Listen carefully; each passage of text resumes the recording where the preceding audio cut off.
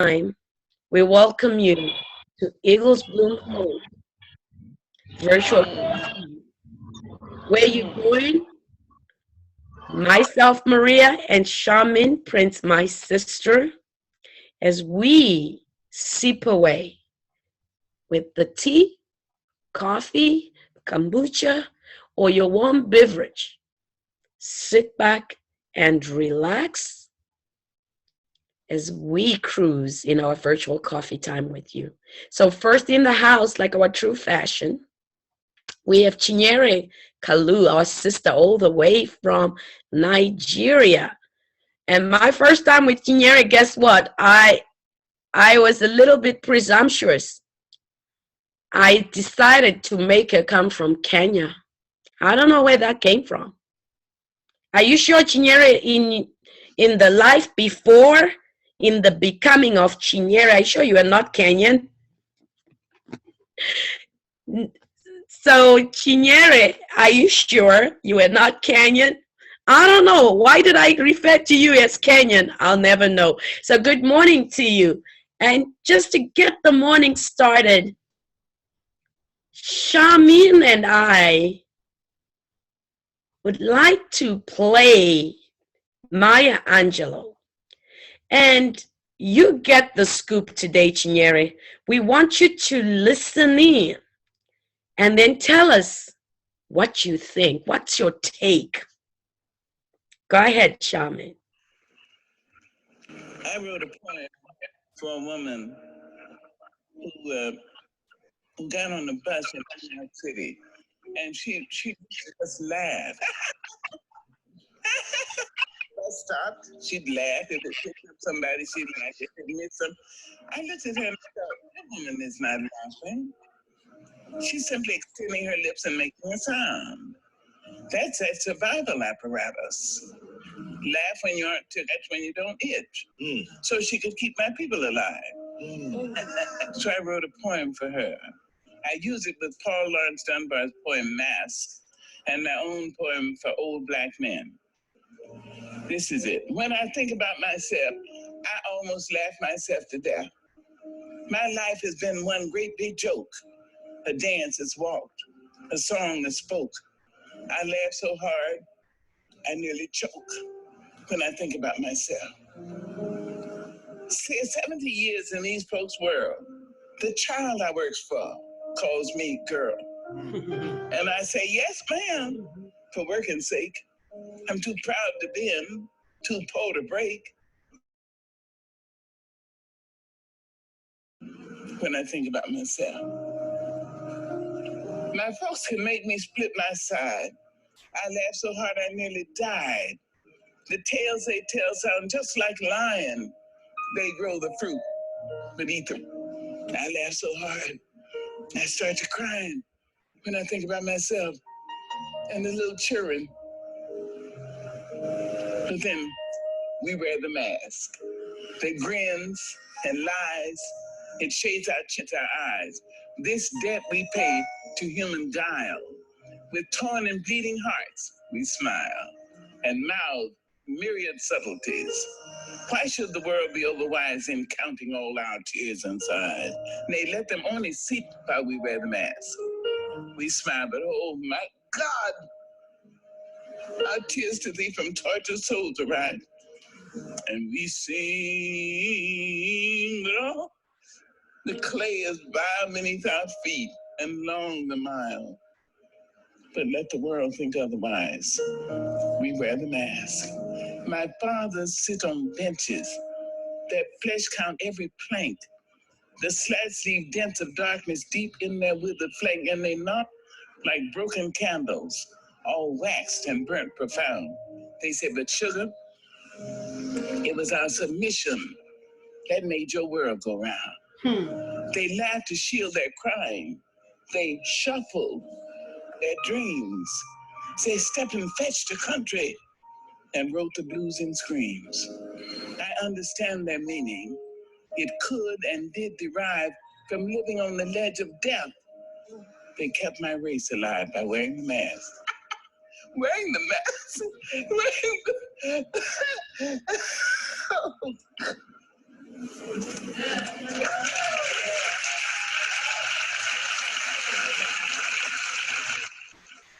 That's my people. That's my people. What? Look at the people I come from. That's love, kids. It's not indulgence. It's not sentimentality. It's not mush. That's love. Yes, ma'am. Sharipa.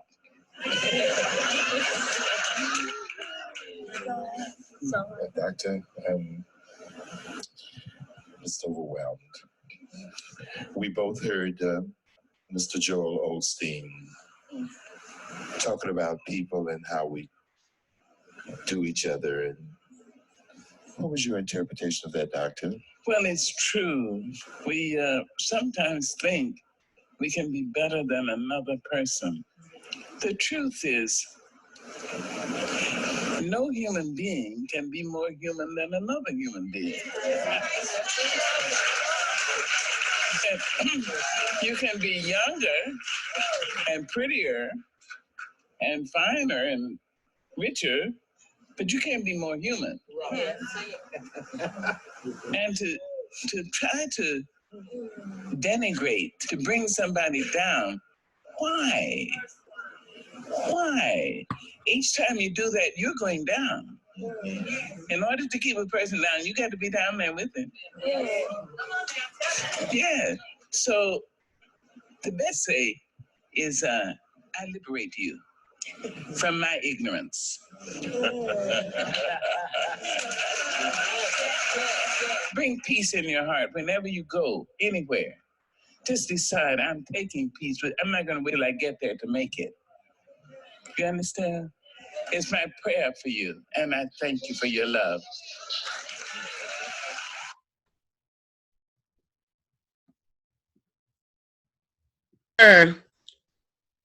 I just saw the message. You're saying you couldn't hear? Joy Hardiman. Okay. So let's try the part that where we liberate each other of the ignorance.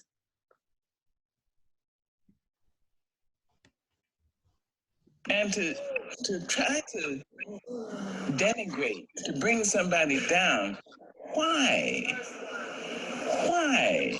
Each time you do that, you're going down. In order to keep a person down, you got to be down there with him. Yeah.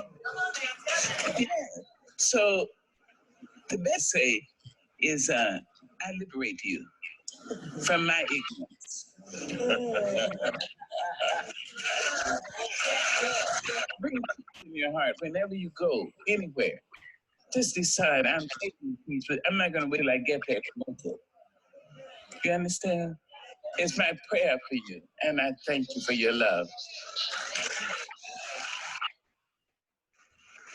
So what's your take, Chinyere, just listening to that, whatever you were able to catch, what's your take when we look at liberating each other because of our ignorance? Where she reminds us that there's no one more human than the other. You can unmute yourself and take it away.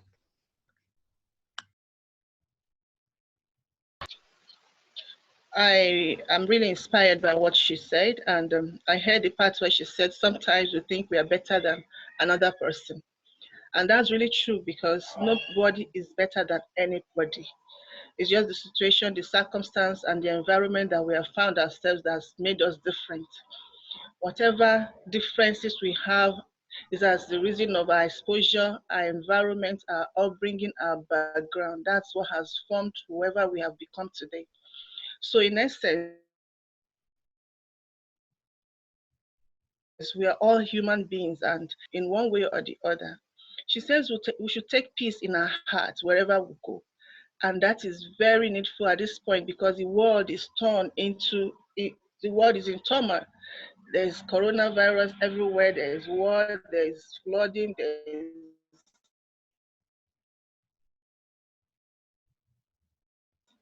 there's and people are really looking for love, and we are looking for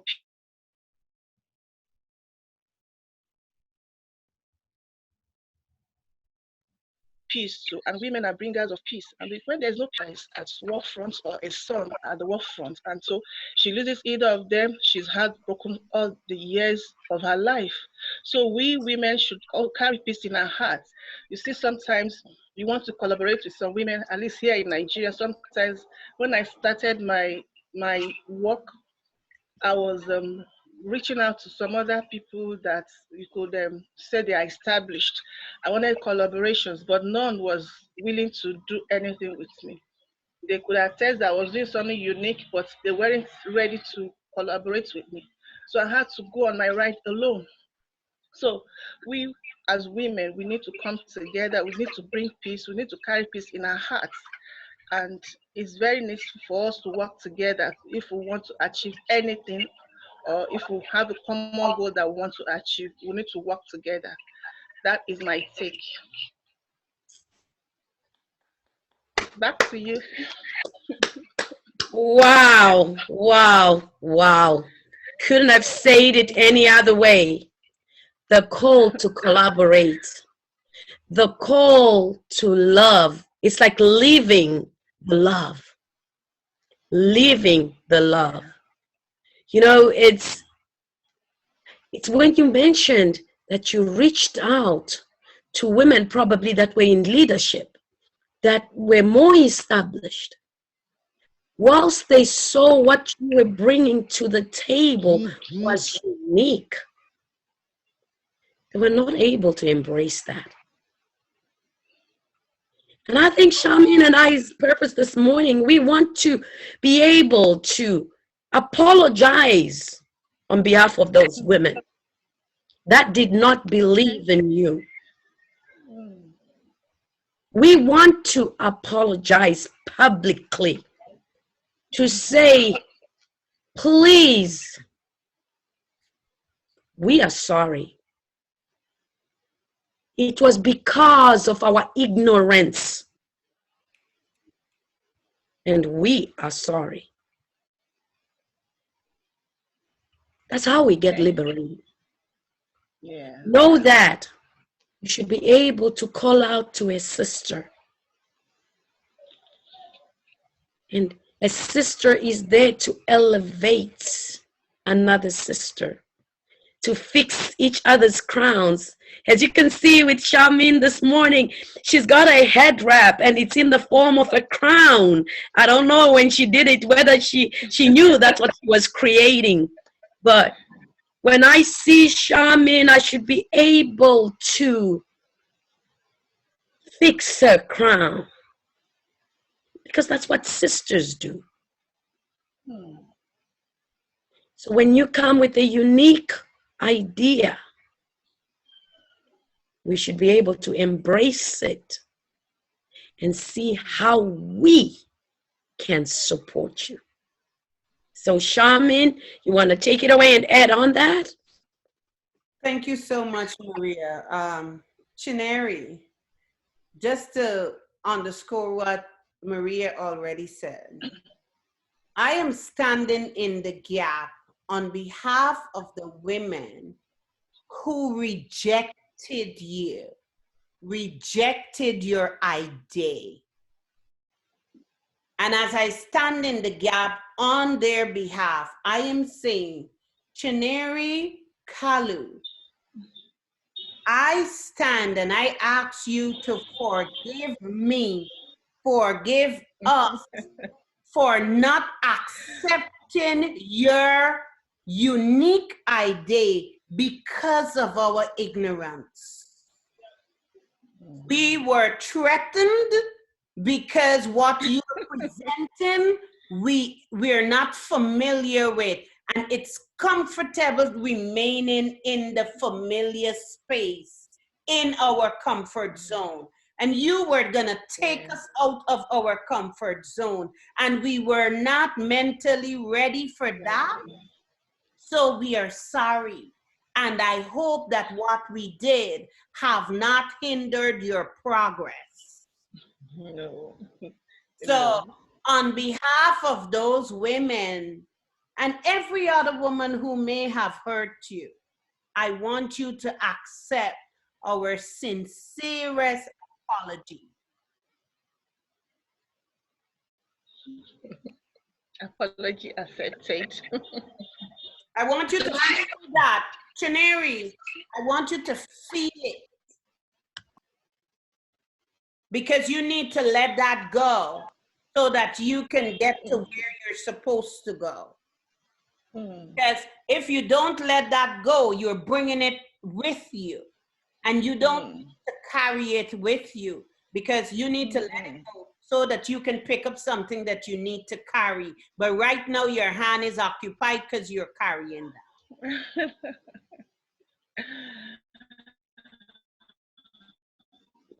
All right. Apologies is accepted. I want to believe it was done in ignorance, and I found a better place in World Pulse, and I just mentioned it in passing because World Pulse had taken away the pain and all that. And then meeting Sister Maria and Basuda and some other women, it's been awesome. I've truly forgotten about it. I just mentioned it because I had to say something in line with the video that was played. It's nothing. I'm okay. Thank you. Well, you know what? This is what that's so good about the virtual coffee, because in light to that, it's not to put you in a place where you feel you have to explain, but it's knowing that this is the pain that not only you, we all go through it, even right here in this living. When we as women start something, there's always that we try to be islands, silos, and we want to fly on our own, or we are not there to uplift each other, elevate each other. And at the end of it, it's when we are a fragmented piece that our chants, our voices, our songs of experience are never taken seriously. So we keep fighting this fight. And it is coming from that place of ignorance, of not understanding what it means for us as women collectively, that we are stronger in our voice when we come together. Yeah. So that's where we are coming from. So taking it back to giving the mic to Miss Marietta. You know, I love you. You know, it's always a pleasure to have you in the morning during the coffee and throughout the session. And she's been with us all the way. She has been with us all the way. She has not missed not one day. So today, this is going to be so special because we want to acknowledge you, Miss Marietta, that you've been with us. And this is what it is. Yesterday, you told us that no, not the small storms, the bigger storms. So in light of that, Miss Marietta, listen in. I'm going to look at faith, because when we do this work, I always say this to my sister Shaman, that, you know, every time she wonders, it's like, Maria, do you believe in what we are doing? I think she questions that, because I always say, are we ready for this? Because it's bigger than what we are. So Miss Marietta, I'm going to put this out to you. Faith is taking the first step, even when you don't see the whole staircase. Quote unquote, that's Martin Luther King Jr. who said that. Faith is taking the first step, even when you don't see the whole staircase. Taking you, that lesson you taught us yesterday about facing the storm. Yes, I would say yes, faith is the first step, because without faith, there is no hope. Okay? Without faith, there is no hope. I could see my friend right now. She really had a hard time because I'm sometimes like her too, with a very big storm. I could see it in her forehead there, and that's where I stand sometimes. So I'm really empathizing with her today because I know where she stands right there, right now, just looking at her. And faith is very important because without faith, you have no hope. And once you don't have hope, you cannot keep moving forward. You will just collapse right there.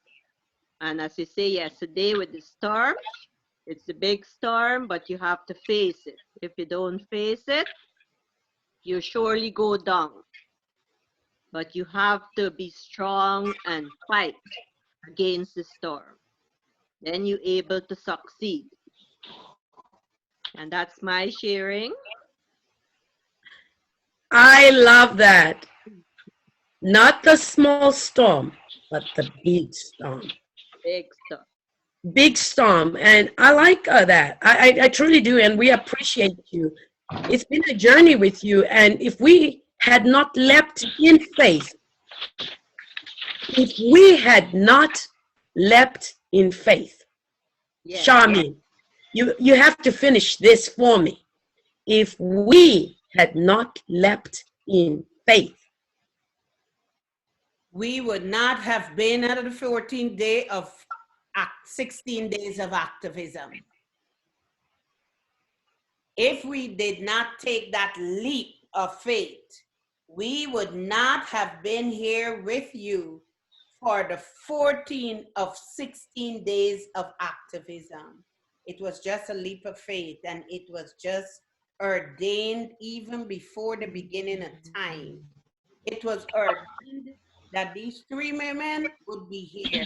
And when they went with the idea that they leap with faith, and here we are, 14 days later. 14 days later. And welcome to the virtual hour. We leapt in faith. Today we are here in the living, having made connections from all around the globe. I don't think there's a continent we left out. We touched base with Asia. We touched base with Australia. We touched base with Europe, North America, South America, Africa. We touched base. We footprinted. It may have been virtual, but we did. And it was all done in faith. I like what Miss Marietta said. Without faith, there's no hope. Without faith, there's no hope. Because when we have no hope, how are we going to soar the eagles above the big storms? How are we going to bloom and find our voices and take back our light and be able to become the best that we are destined to be? Faith unseen. But we have to believe, just like we say, the victims, when they report, believe them. When Blair comes with an idea, have faith in the idea. Because we have to believe.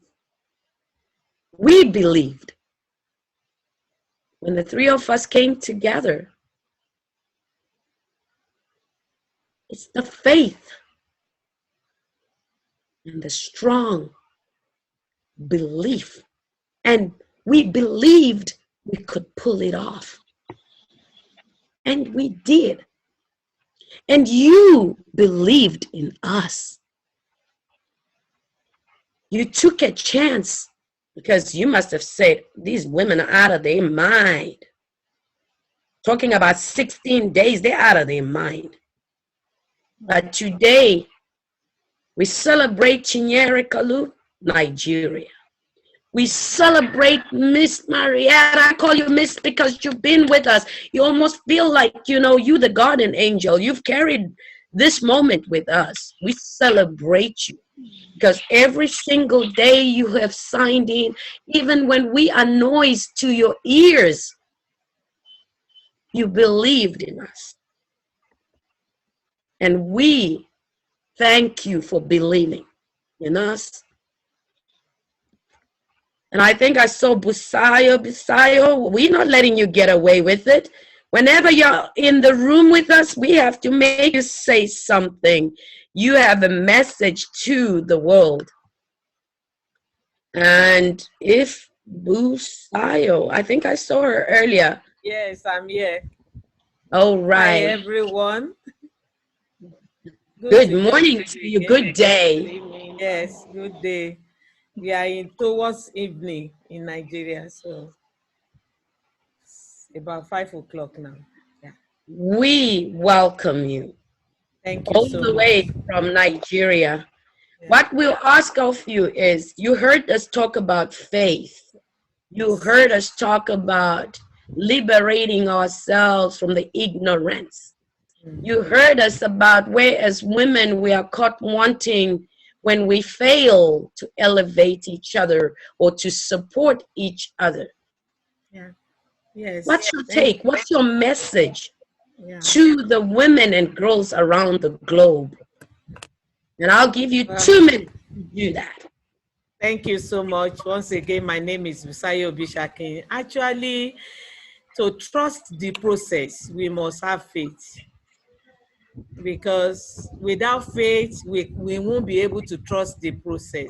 And for us to be working all these years with women facing violence, if not for faith, we would have given up. It's like every day, it's like you are not making any progress, but we are trusting the process that one day we will get to where we are aspiring to be concerning these cases. And so we must have faith and we must trust the process. Like you have quoted Martin Luther King. We take the step without even seeing the remaining staircase. You take the first step. And so we must always have the trust of this process that we are going through. And I know when we don't keep quiet, we continue to raise our voices, we trust one another, we have faith in one another, we have faith in the steps we are taking, then we will get there one day. Thank you. Wow. Couldn't have said it any other way. And in cases like that, I don't add or subtract. I just take it all in and say, you have to trust the process. Even when you don't understand it, you have to trust the process. So Blair, take it away, my sister. Take it away. You didn't think I was going to let you go. We are on the 14th day of the 16. How does it feel? If not for faith, where would we be? Absolutely, absolutely. I look like I'm a little bit distracted. I'm so sorry, ladies. We are live on Facebook, so we are live in at Women in Bloom Edmonton. So if you'd like to go there and share with your family and friends, please feel free to go ahead and do so. Welcome to day 14 of 16 days of activism against gender-based violence, and it has been done so far by faith. You know the little song, had not been for the Lord on our side, tell me where would I be? We are here by faith. We took a leap, we had a thought, we were passionate about that thought, and it's here that our faith is now in action. So thank you so much for bearing with us for 14 days. And I know you'll be back tomorrow, and I know you'll be back thereafter. I just want to say this. I'm looking forward to today to learn about gender-based violence from a different perspective, from the perspective of the culture. How does culture play a role in gender-based violence? And I think we have some answers today. I am really, really looking forward to making some notes today and to enriching my mind. Sometimes we think we know certain things, or we know certain things from one perspective. It's always great to get others, their views, and to learn, always learning. So ladies, please fill me up today and fill my pages. I want my book to have a lot of notes. I want to compete in a good way with Charmin. I can't compete with Maria. Forget that. She's writing, always writing. So ladies, welcome, welcome, welcome, welcome. Thank you. Some of you, Marietta, you have been here. I just got back, but I know you have been with us from day one. Thank you so much. Baseo, thank you so much. Makai, Kabahanda, Shanair, and I don't see the other person, Kabahanda. You're on there twice. So thank you so much. It's been a pleasure. It has been a pleasure on this journey with women and men like the ones we have in Eagles Bloom Hope. We love you, we appreciate you, and it's back to you, Maria. Thank you, Blair. Thank you. Thank you. What can I say on a topic that is so raw? We've sailed this far, day 14. And today we get the opportunity to explore the topic from a different lens, from a cultural standpoint. What is the role of culture in all this? In this pandemic, we love to loosely call it a pandemic because it's one that has been ongoing for over half a century.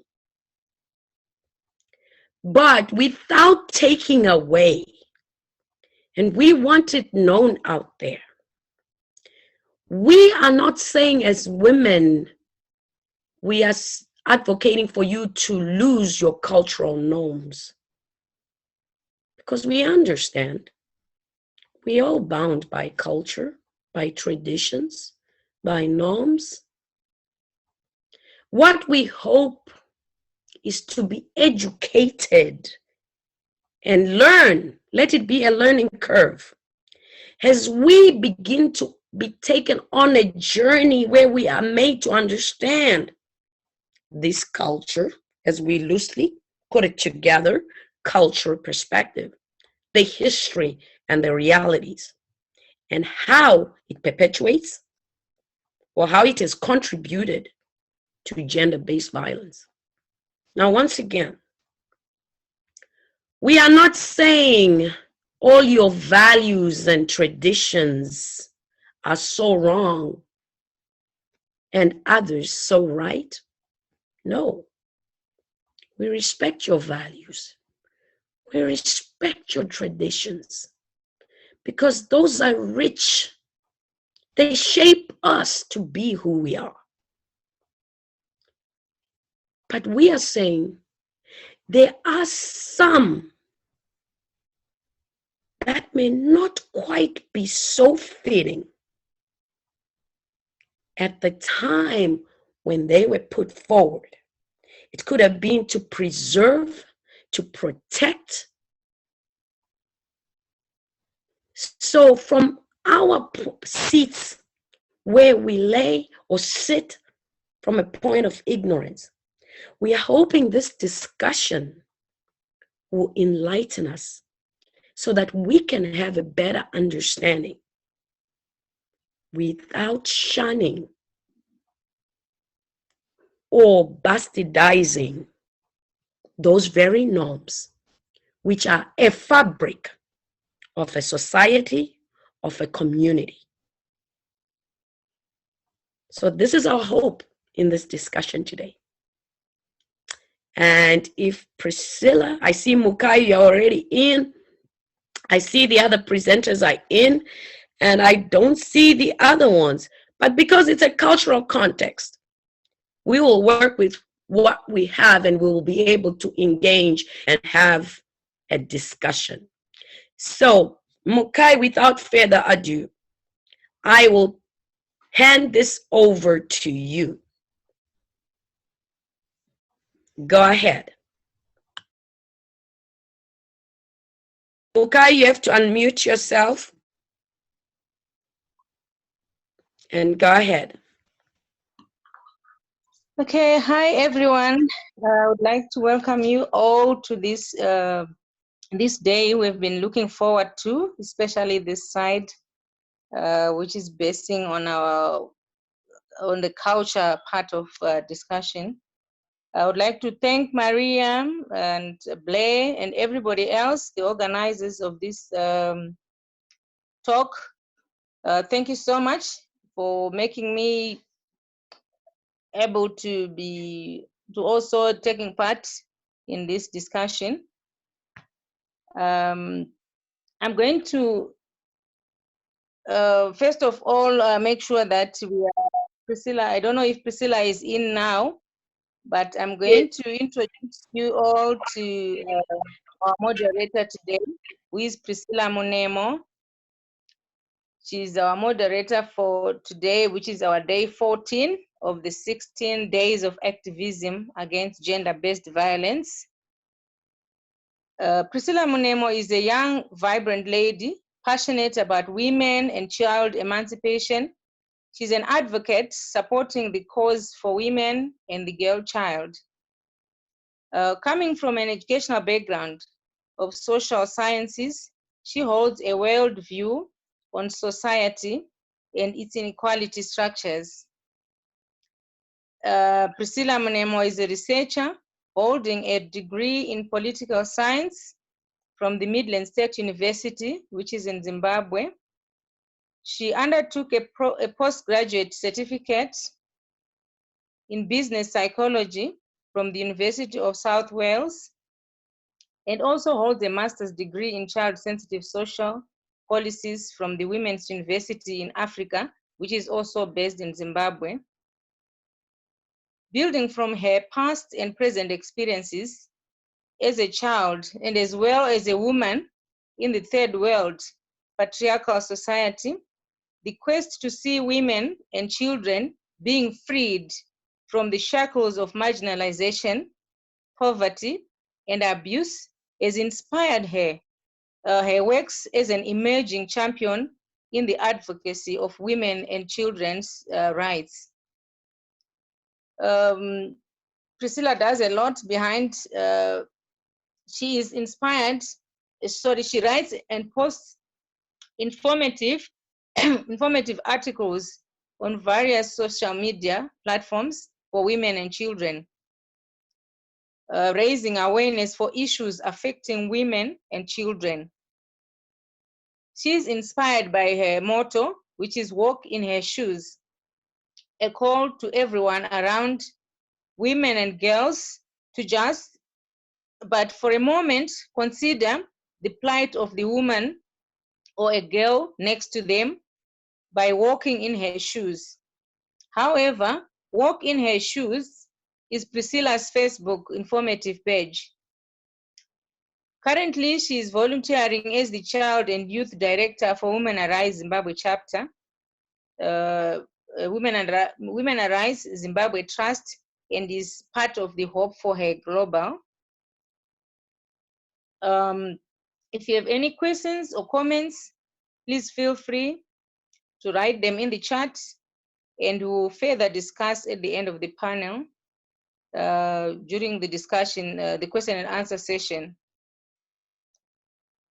That's about Priscilla Monemo for you ladies. Priscilla, if you're in the house, please take over. Thank you very much, Mukai. I appreciate. Greetings to everyone who's live on the session. And welcome to everyone else who's watching this session today. We're going to be talking about the cultural relations of gender and violence, which are predominantly embedded in patriarchal power. You know, when you talk of domestic violence, it's very hard to separate violence with man. This is not to say that men are also not victims of gender-based violence, but traditionally, culturally, because of the power relations, the unequal power relations that exist between men and women, tradition has made it in such a way that men are meant to be superior to women. Therefore, we find that most violations, women and children suffer as victims. So today, I just want to stress out the point that everyone, everywhere, and at any particular moment can be a perpetrator of violence, domestic violence, particularly gender-based violence. And everyone, anywhere, and at any particular moment can also be a victim of gender-based violence. Like I highlighted earlier on, that culturally or traditionally, men are the main perpetrators of violence, whilst women and children are the main victims. And again, culturally, we find that legislation has not been strictly adhered to. And most cases of domestic or gender-based violence are having not been reported, or at some point they get withdrawn even if they are reported. So this leaves the perpetrators at large and the victims being vulnerable. Again, the awareness and sensitization programs by state actors or non-state actors have been found useful. They are useful, just like the awareness campaign that has been going on for the past 13 days, the 14th day. It is useful because there is someone out there who doesn't know what to do, who doesn't even know that probably in the country that they are in, there is a piece of legislation that that guides the issues that have to do with domestic violence. Some people don't even know that.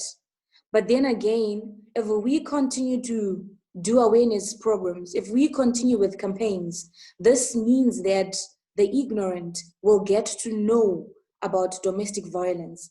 But then again, there's legislations or acts in countries where we come from, where we are. The governments have done a great job in coming up with legislation to protect women, to protect children, to protect men, to protect victims. But then again, because of cultural tendencies, because of certain traditional norms that are in regions where we come from,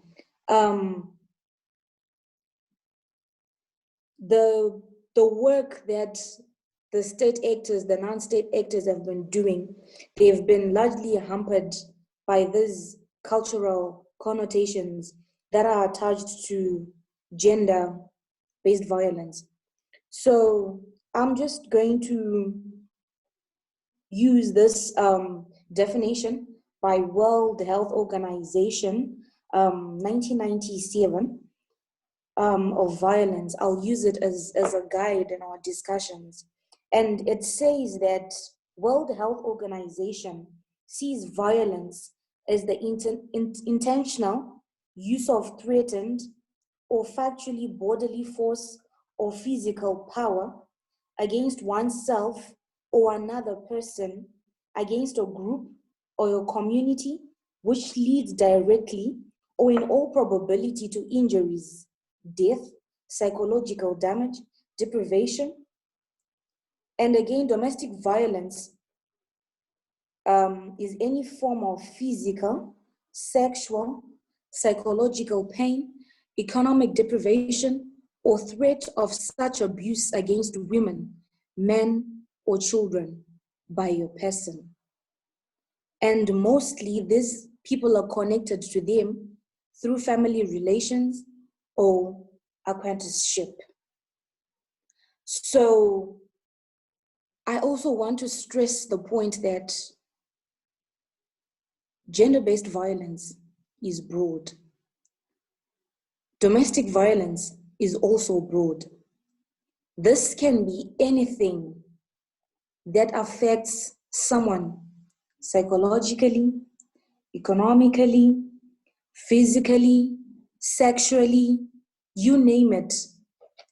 So, having said that, domestic violence in its broad sense is also something that can happen anywhere in the world. It doesn't matter the class, it doesn't matter the society, it can happen anyway and at any particular moment. So I will quickly jump onto some of the examples of the cultural or traditional practices that that are common. This is not region specific per se. So studies indicate that cultural norms and practices that emphasize the power of tradition appear to explain the widespread of emotional abuse against women. When we talk of domestic violence, it's very, very difficult to separate domestic violence and emotional abuse. Those two are as good as inseparable. In most instances, where you find domestic violence, you find emotional abuse.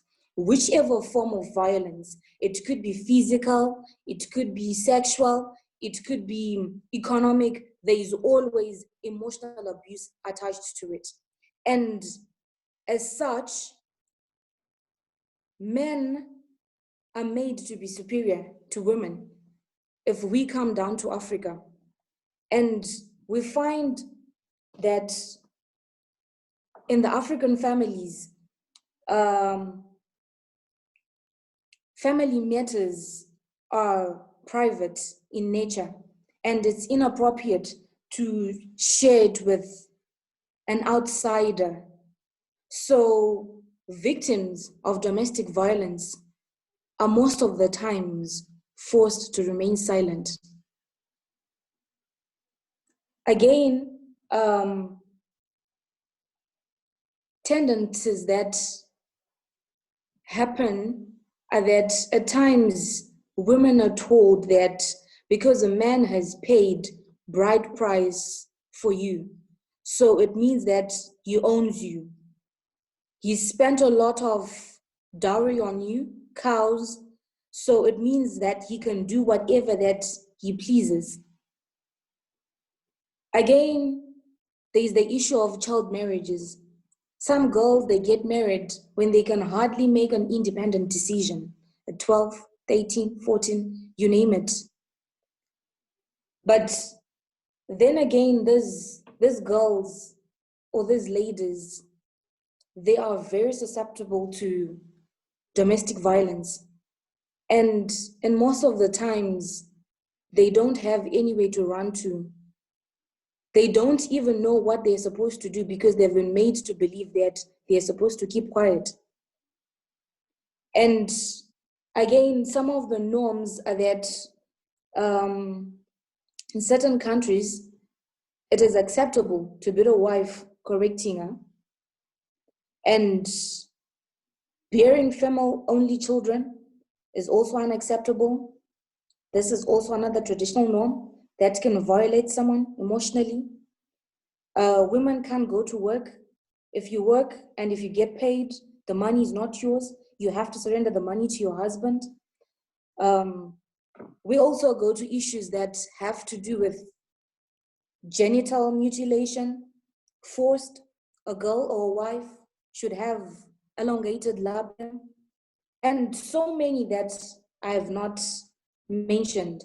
So without taking much of your time, I want to take this opportunity to introduce my panelists for today, who are going to be... Priscilla, sorry to interject, because we're just gonna quick to put you up to speed, because missing from your panelists are Anjana and Irene Mukarakati, just to bring you up to speed, unless if they signed on, but I did check. And your panel that is present, you have Banja Linda, Carolyn Simon, Chinyere Kalu.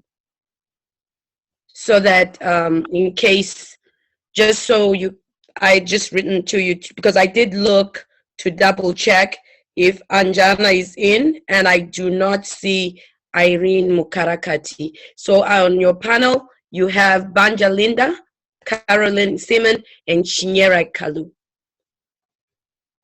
Okay, thank you.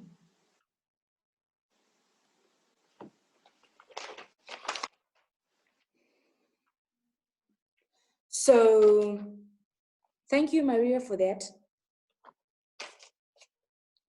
I'm pleased to welcome Chinyere Kalu on the platform today. And she's a phenomenal woman. She's a great woman, a woman of power. And I just want to give her 30 seconds to give us a rundown of her bio. Introduce yourself, my dear. I'll leave the platform to you.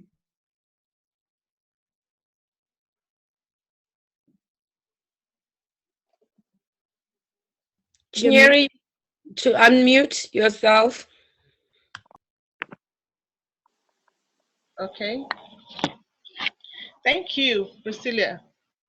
It's a great pleasure to be on this platform. And I'd like to say it's been awesome. It's been wonderful.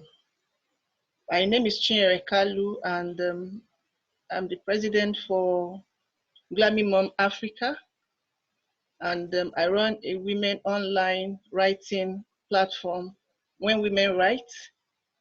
And I recently set up a group for the girl child, where they'll be teaching, where they'll be learning how to build app and coding.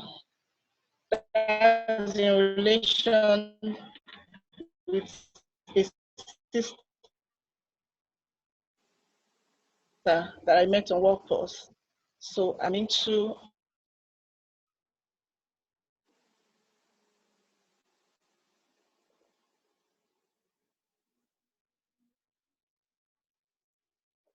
empowering women, organize them, skill acquisition. And when I get complaints, it usually boils down to money. So, and I believe that if we can empower our women, we'll have a better society. Let me leave it at that. Thank you. Thank you. Then again, I just want to take this moment again to invite and welcome Linda Banja, a great lawyer as well.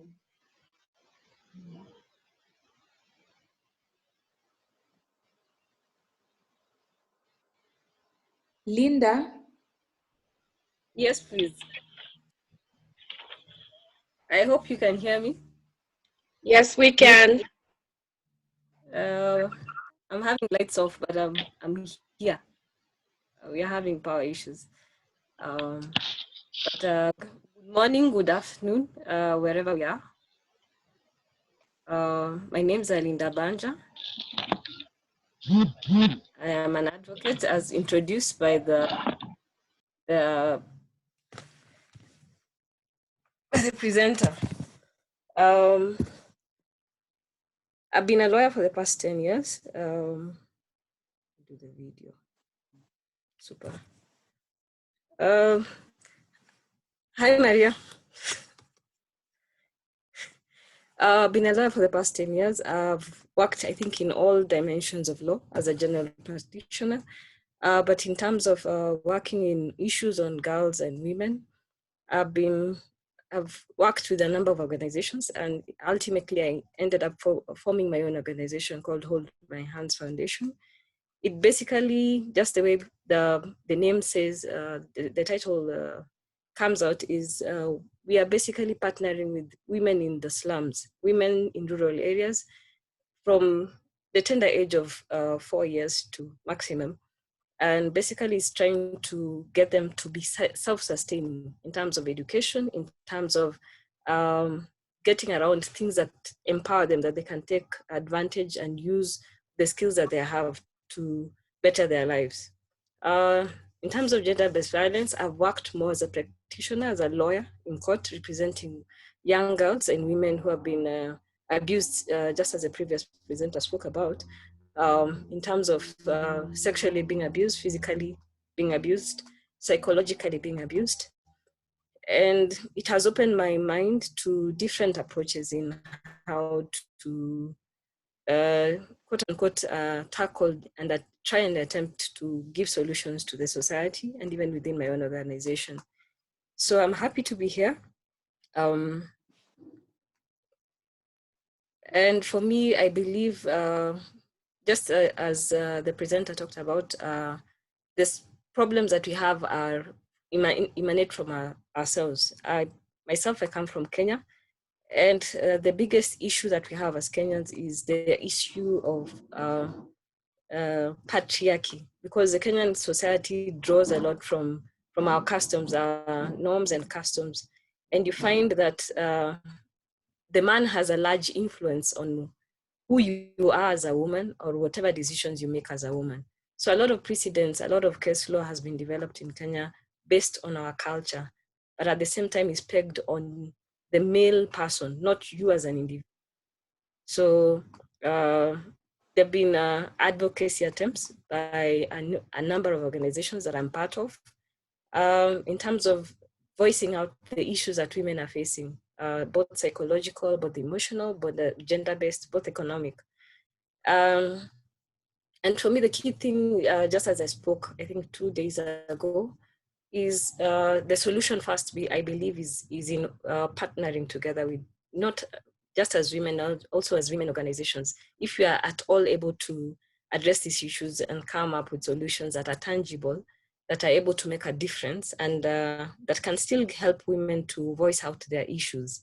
So for me, it works a lot more in terms of, yes, there are these cultures, and we draw from different continents, different countries, but at the same thing, the common factor for me is, can we have a common unified voice where women are able to stand up for themselves, women are able to, despite the challenges that they're facing, they're able to voice out these issues, because that's the only way they're able to come up with a solution.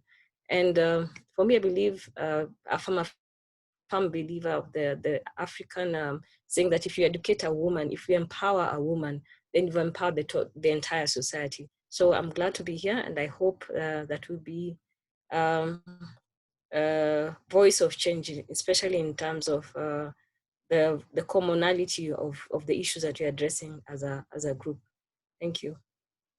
Okay, thank you very much. Thank you.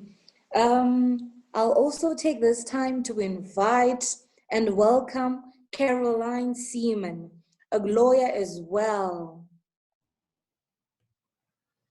Thank you so much, Priscilla. Sorry, my voice is acting up.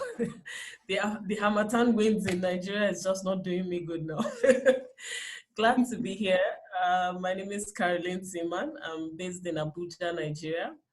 Happy to be sharing again with this wonderful, wonderful group of powerful women from around the world. I run a nonprofit here in Nigeria called Girls Voices Initiative. It's a nonprofit focused on working with adolescent girls and young women.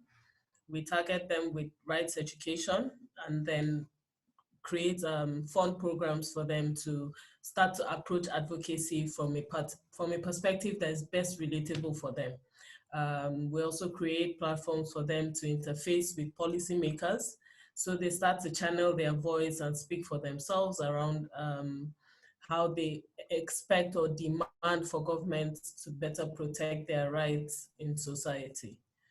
We also work around using technology and digital media, because we feel like those are kind of like the 21st century ways you know engage with young people these days. So we work a lot within those spaces, so they learn to use technology applications and start to use that to explore their own advocacy in ways that are best relatable for them, and where in channels that they can best articulate their demands to policymakers. Around the 16 Days of Activism, we just recently closed our Girls on the Airwaves. It's a digital action campaign. Our girls have been co-anchoring on national radio, speaking out on gender-based violence, basically from their own perspective, educating the public about gender-based violence and calling on different actors in society in terms of roles they can play to end gender-based violence in Nigeria. Yeah, I'm a lawyer, but a lot of my work is around girls and women's rights, so I'm not really so much of a practice person. I'm also on World Pulse. I'm a digital ambassador and a digital change maker on World Pulse. World Pulse is a digital platform for women, with over 70,000 women leaders from around 190 countries of the world. And I'm excited to be on this platform and to share perspectives from Nigeria in terms of how culture is impacting and influencing gender-based violence and ideas around how we start to address that. Thank you. Thank you very much. Wow, this is going to be exciting. So, at this point, we want to go right into our discussion. So, what I'm going to do is I'm going to present questions and I'll ask the panelists to answer whilst discussing those questions. So, here goes my first question. My first question reads, does domestic violence happen in gay, lesbian, bisexual, or transgender relationships? And are the countries or the governments ready to assist people in such scenarios?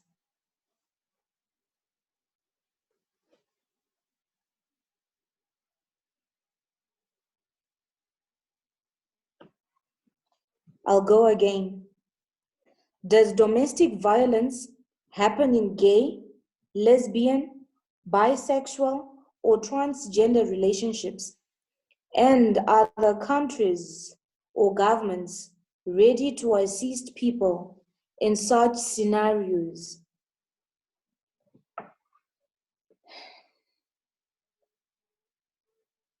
So I'll go with Chinyere Kalu first.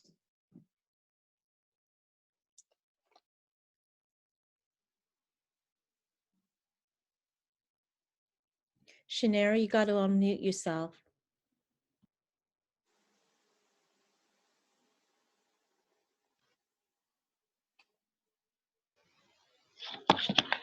First of all, a gay person is not acceptable. If you're caught as a gay person, you're going to spend 14 years in prison. So we can't say what's happening because they've been driven underground. Nobody knows what is happening amongst them because the law prohibits such acts. So in Nigeria, as it stands today, they are not recognized based on religion and other factors. So if you're reported to be a gay person, going behind the bars and you're spending 14 years. So it is also for a lesbian. So we do not know if these people exist. That's formally. They may exist, but they are not recognized. So their rights are denied. Thank you. Thank you.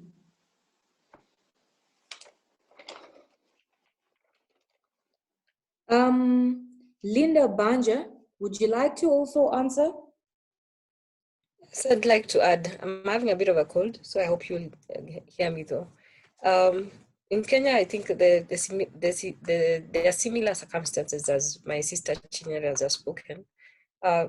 LGBT, as the name would call it, they're not recognized in Kenya. In fact, it's done, but it's underground. It's not something that people can come out and say, I am gay or something, I'm a lesbian or something. So it has not been legalized in Kenya as such. Yes, there are pockets in different areas that you hear so and so, especially media personalities and people who are affluent in society that so this person is not straight, but nobody has come out and said, this is me and this is what's happening to me. So even if there would be violence that they're facing, either within themselves or even being perpetrated by other members of society, they've not been brought to fore as such, because basically they're not recognized. It's not been legitimized or legalized in Kenya. I think it also draws a lot from our culture, because such, I'd call them quote unquote behavior, is not considered African. And these people are not, because they believe you're supposed to marry a woman, a man is supposed to marry a woman, and thus such a scenario is not so acceptable. But within the main towns like in Nairobi, I'm sure there are many places where even clubs or where people go out where they consider that this is where such people are found. But coming out front, no, it's not recognized. Okay, thank you. Caroline Simon, can we also hear from you? Yeah, I'm not sure I have anything different to add. Maybe just to state that domestic violence, I mean, I just believe that there's literally no form of relationship that is not prone to some form of domestic violence. It can happen even between you could have mothers that are excessively beating their children, so you still have domestic violence even within those scenarios, let alone between a relationship where people are coexisting together. So I think domestic violence is something that you'll find in any kind of relationship context. I think maybe in response to the second wing of your question, where you said if governments are providing any support to the LGBT community, and just like my sisters have said, in Nigeria, it's still a long journey. I mean, there are pockets of sorry about that. There are pockets of development partners that are working in that space. So we have a number of NGOs, international NGOs, and even for us in Nigeria, for example, some diplomatic missions that work within that space. So embassies that have development programs in countries that provide such support, interventions and services to the LGBTQ community. So maybe within that space, yes, but in terms of from government or within communities, we don't have that in existence in our country because of the fact that we haven't even had any progress in terms of the law addressing that issue. So, sorry. Okay, thank you very much. I'll go on to the second question. And my second question reads, is it possible to avoid abuse from the onset before getting into a relationship, or even in the home environment? Is it possible to avoid abuse from the onset? Are there any indicators that one can look out for?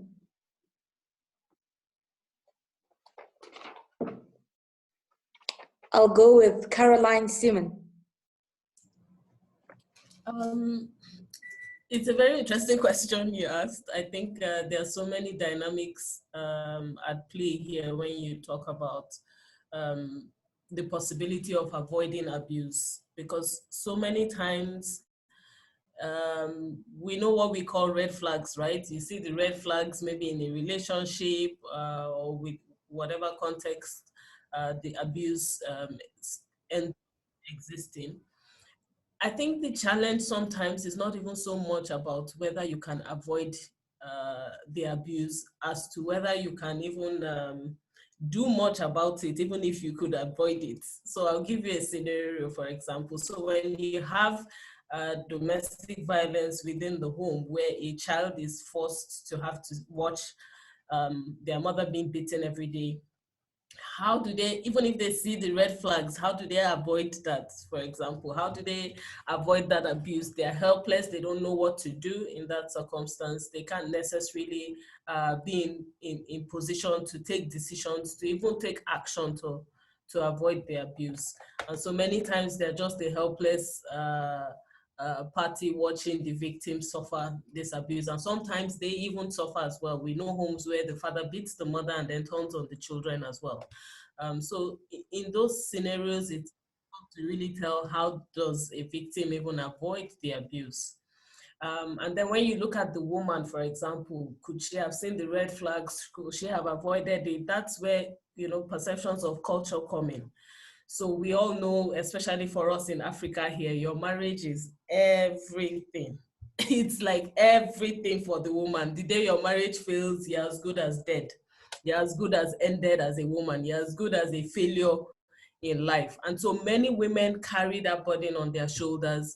And so even in the face of red flags or in the face of the abuse staring you in the face, you sit down and bear it because you are told to be a good wife, it won't kill you. You hear all sorts of advice. They will pray for you in church, you know, and you literally sit and, you know, stay through the whole abuse and the whole experience. So I think sometimes the capacity for victims to avoid the abuse is limited by some of these cultural barriers, cultural perceptions, what people will say about you, your reputation and all of that. It makes women just sit down and bear the abuse. And then even when we talk about this whole culture of silence, right? Even for men, now we're beginning to hear men also having to find the strength to speak out about abuse, about facing abuse, because they also have their own dynamics of what makes them stay silent when they're facing abuse. Because you're a man, you're not supposed to cry, you're supposed to chest it. How do you say a woman abused you? You know, so there are so many dynamics when it comes to the whole concept of avoiding a situation of abuse. So it's really about if you could even take action, or what are the barriers that are preventing you from taking action to avoid the abuse. Some of us are a bit more enlightened and more strong on our perceptions about what we can take and what we can't. You know, so for example, I mean, in all my lovey-dovey in my relationship, I literally was real with my husband, my darling. The day that your hands just seem to get on me, sorry, I'm not just your gentle wife that day. And I don't know what will become the fate of this home. Many people don't have that kind of conversations in their relationships. And so when this thing just sparks and then you find yourself beating the first time, you excuse it. You find yourself beating the second time, you excuse it. And then by the time it's a practice, you can't even open up about it. But if it's something you're enlightened about, you already have your perceptions about it, you're better empowered to know how to deal with it, even if you see it on the horizon. And I think that's another challenge we have in terms of what are the kind of conversations young people have when they're having their relationships and all of that. Many times people are not equipped to take action when it comes to, you're in a situation of abuse, what do you do? that's literally most of the challenges we find people facing. And before they even find the courage to speak out, they've suffered this abuse for just too long. I think those are some of the challenges I'll just probably like to share, and maybe give room for my co-panelists also. Okay. Thank you very much for that. Wow. Linda, can you come in? Please, thank you for that. If I can just pick up from where Caroline has left off.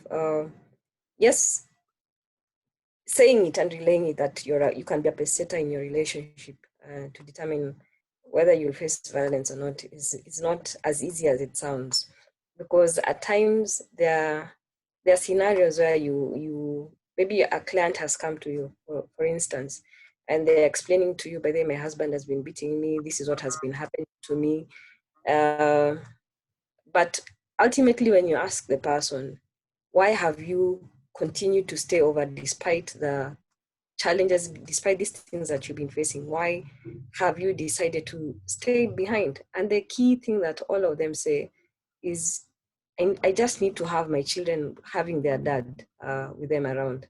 But the key for me, that the key thing they don't look at, because just the way Caroline has put it, when you have a child who's seeing that the parent, the mother is being maybe physically abused, in essence, that child is even facing more violence than even the mother themselves, because that child at that point is very helpless. There's no support. There's no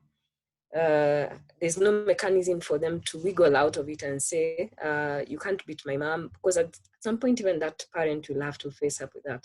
So for me, a lot of it is a lot of who we are, especially as women, is what has been inculcated in us from a very young age. Yeah, that women are supposed to be in the kitchen. You're not supposed to say anything.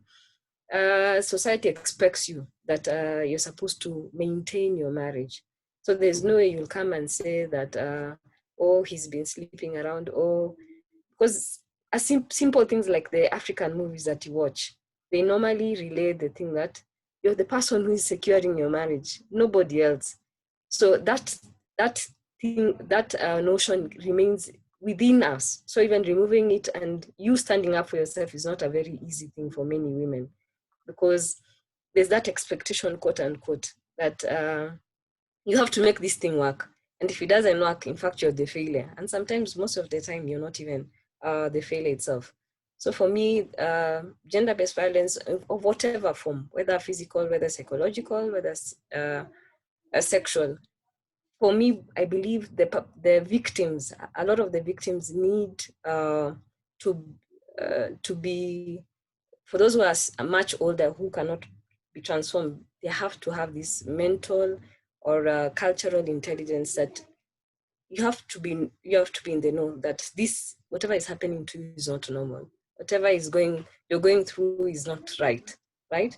But having platforms like this to air these issues, so many people will access. But for me, just as well as I started initially, it's important for us to be that voice. When you have one person who's facing such a particular issue and you're able to guide them, there'll always be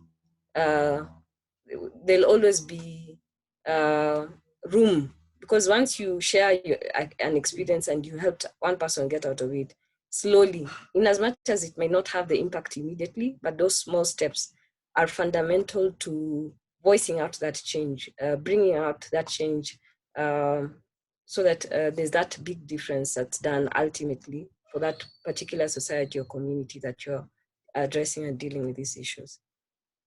Hi, Priscilla. Can I ask a question? It's Blair. Okay. I just, so I wanted to flesh out a little bit more on the cultural, because on the continent of Africa, there's so many different countries. Are they all the same in their cultural belief? How do we flesh that out? Because I know some of you are from Nigeria, others are from Ghana. And so I just wanted to learn a little bit more about that culture, because gender-based violence is not relegated to culture. So some of the reasons why women stay in a violent situation is the same in Canada as it is in the United States, as it is in on the continent of Africa. So what makes it so much more difficult because of that culture, why they stay and why it's more prevalent or appears to be more prevalent? And again, depending on the violence that's inflicted on women. Some violence are more prevalent in maybe on the continent than it is here in the United States and Canada. And that could be for anyone, Carolyn, and again, just that different perspective. Linda, you're from Ghana, so maybe from the Ghanaian perspective and Nigerian perspective, if you could just give me a little bit more there. Okay, Blair, if I could answer your question, I'll try and give some small data. I'm from Kenya, actually, not from Ghana. For instance, the Kenyan context, you find like the recent data that's been shared, there's around 60% recorded abuse that's been done during the COVID situation that we had currently. But the key thing, if you narrow down and actually look at what's the common factor in this data that was shared, it's the violence that it's men against women. And if you go deeper, it's about your economics. You find where a man maybe it does not work. Yeah, they have still that African context within them that I'm the man. Even if you're working, I'm the one who's in control of this. And so for me, maybe I stand to be corrected, but for me, I believe the biggest issue in the continent of Africa is patriarchy. Patriarchy is basically a society where you believe that men are in control and in charge of everything. And so you yourself as a woman do not have any particular right. You don't have any strength. You don't have, quote unquote, a voice or a say in whatever happens in that particular home. So for me, I think that's for me, from my perspective, from the research I've done in my undergraduate, from the data that I'm picking also from the organizations that I work with, it has to do a lot with patriarchy. It's very few communities, like for instance, in Kenya, we have a community called the Agikuyu. The Agikuyu, their cultural belief is that the woman is the one who's in charge of the home.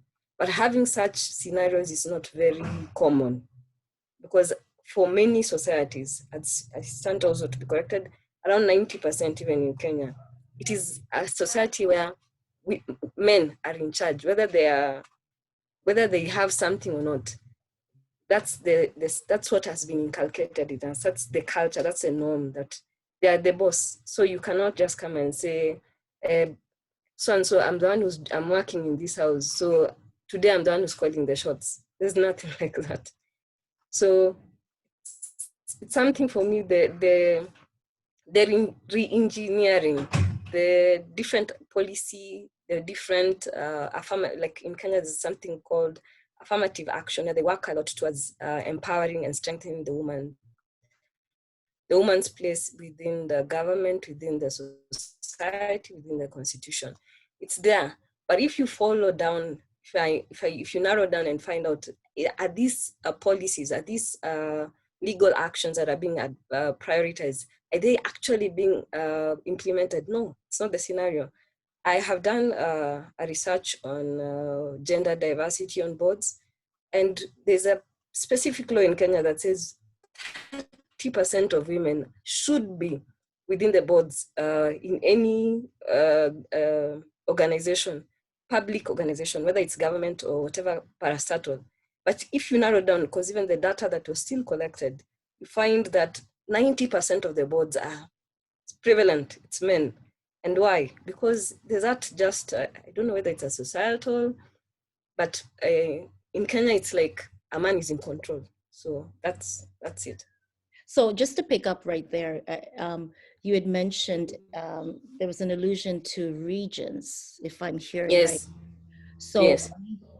Is there a difference? Is it more prevalent regionally? So you have the urban areas and then you have the rural areas. Yes. Canada. And we find that the rural areas are a little bit more, they're more cultural, or they're probably, they're a little bit more stubborn, I guess, for lack of a better way of putting it, than when you get into the urban areas. Are you finding that that's the same in Kenya where you are? Is it different? Is it different in the regional areas than it is, say, maybe in the more, as they move closer to modernization? So more the urban areas. I don't know if you're understanding what I'm. Yes, I'm getting what you're trying to ask. I'm lucky enough, I've worked in both rural Kenya and urban Kenya. Currently, I live in Nairobi, but I've worked in the rural settings within Kenya. Places like Bungoma, places like Homa Bay, where I come from. But yes, the prevalence in terms of gender-based violence within the rural areas is more prevalent. The prevalence is extremely high, because that's actually where the root of the culture is. When you come to the urban centers like Nairobi, it is there, but not very much, because not very many women, initially in the early 2000s, the year early 2000, there were indications that a lot of women are facing battery, a lot of women are facing gender-based violence, particularly in marriage. And at that particular juncture, there was a law that was not existent at that time. There's an act that had been propagated just recently to ensure that there's no violence that's being meted out against women. But initially, before that, there were so many incidences that were being reported in urban areas, particularly in Nairobi. It's a capital for Kenya, where a lot of women were being noted to have been sexually abused, or even just physically abused by their partners. If you narrow down and still go deeper and find out what is the issue that probably had pushed this person to attack the wife, was I think the biggest case in Kenya that highlighted this issue is a case called Betty Kavata. Probably I'll share a link once I'm done with my presentation. That the lady had been beaten by her husband to the point that ultimately she ended up dying. So that, for me, that was the act that actually probably announced that there's actually more need that needs to be done to address the issue that women are not just there to be seen, or but we need to safeguard their interests, because they're equal partners with us, just as the main person is. So it's important to safeguard this woman's interest. So there have been legislation that have been passed aside from the Kenyan Constitution. There have been specific acts that have been passed regarding violence, regarding sexual abuse, and even there are tougher penalties that have been prescribed in terms of if you, for instance, if you rape a person, if you defile them, then the penalties are quite high, stiff right now. It's not as it was initially. Okay. Yes. Yes. Caroline, could you just, I'm sorry, Priscilla, could you just answer that for me? And then Priscilla, it's all yours. I'm very curious about the different regions and how culture plays a role in gender-based violence. So I'll attempt to paint a picture, because that's a Herculean task in Nigeria. Starting from our population in Nigeria. So we have an estimated over 200 million people in Nigeria. And that's, I know, about 10 times the population of some whole countries. So it just gives you a picture of the kind of population we have to deal with, which for people like me, I believe culture is one of the reasons we even have that kind of population explosion in the first place. On top of that, we have over 250 ethnic groups with their different cultural beliefs and perceptions and all of that, many of which definitely strengthen and endorse gender-based violence in various forms. I'll attempt to paint a picture of some that I can trace. So for example, in the South region of Nigeria, I was aware of a research some time ago where there was focus group discussions with men around how do you approach relationship with your wives? Do you think it's okay to beat your wife? And 90% of the men were very affirmative in their position that a woman should be disciplined by beating where necessary so that she can learn her lesson. In their words, learn her lesson. And you wonder how a man comes to, in his matured state as an adult, have that kind of strong perception that a fellow adult like him needs to be beaten to learn a lesson. And some of us ask the question, who beats you when you need to learn the lesson? Mr. Perfect. Because many times you forget that you also are like that woman that can make mistakes. And we ask, what are some of these lessons that she needs to learn? What were you watching that you burnt the food? Why do you need to beat her to learn? This is an accident that can happen to anybody, you know? And it comes down to one of the perceptions Linda shared as well, where she said there are many communities in Africa that believe the woman is in charge in the house. We all have it. But trust me, what in charge means is that you are in charge of the food. You're in charge of what the children will wear. You're in charge of what events or what things are participated.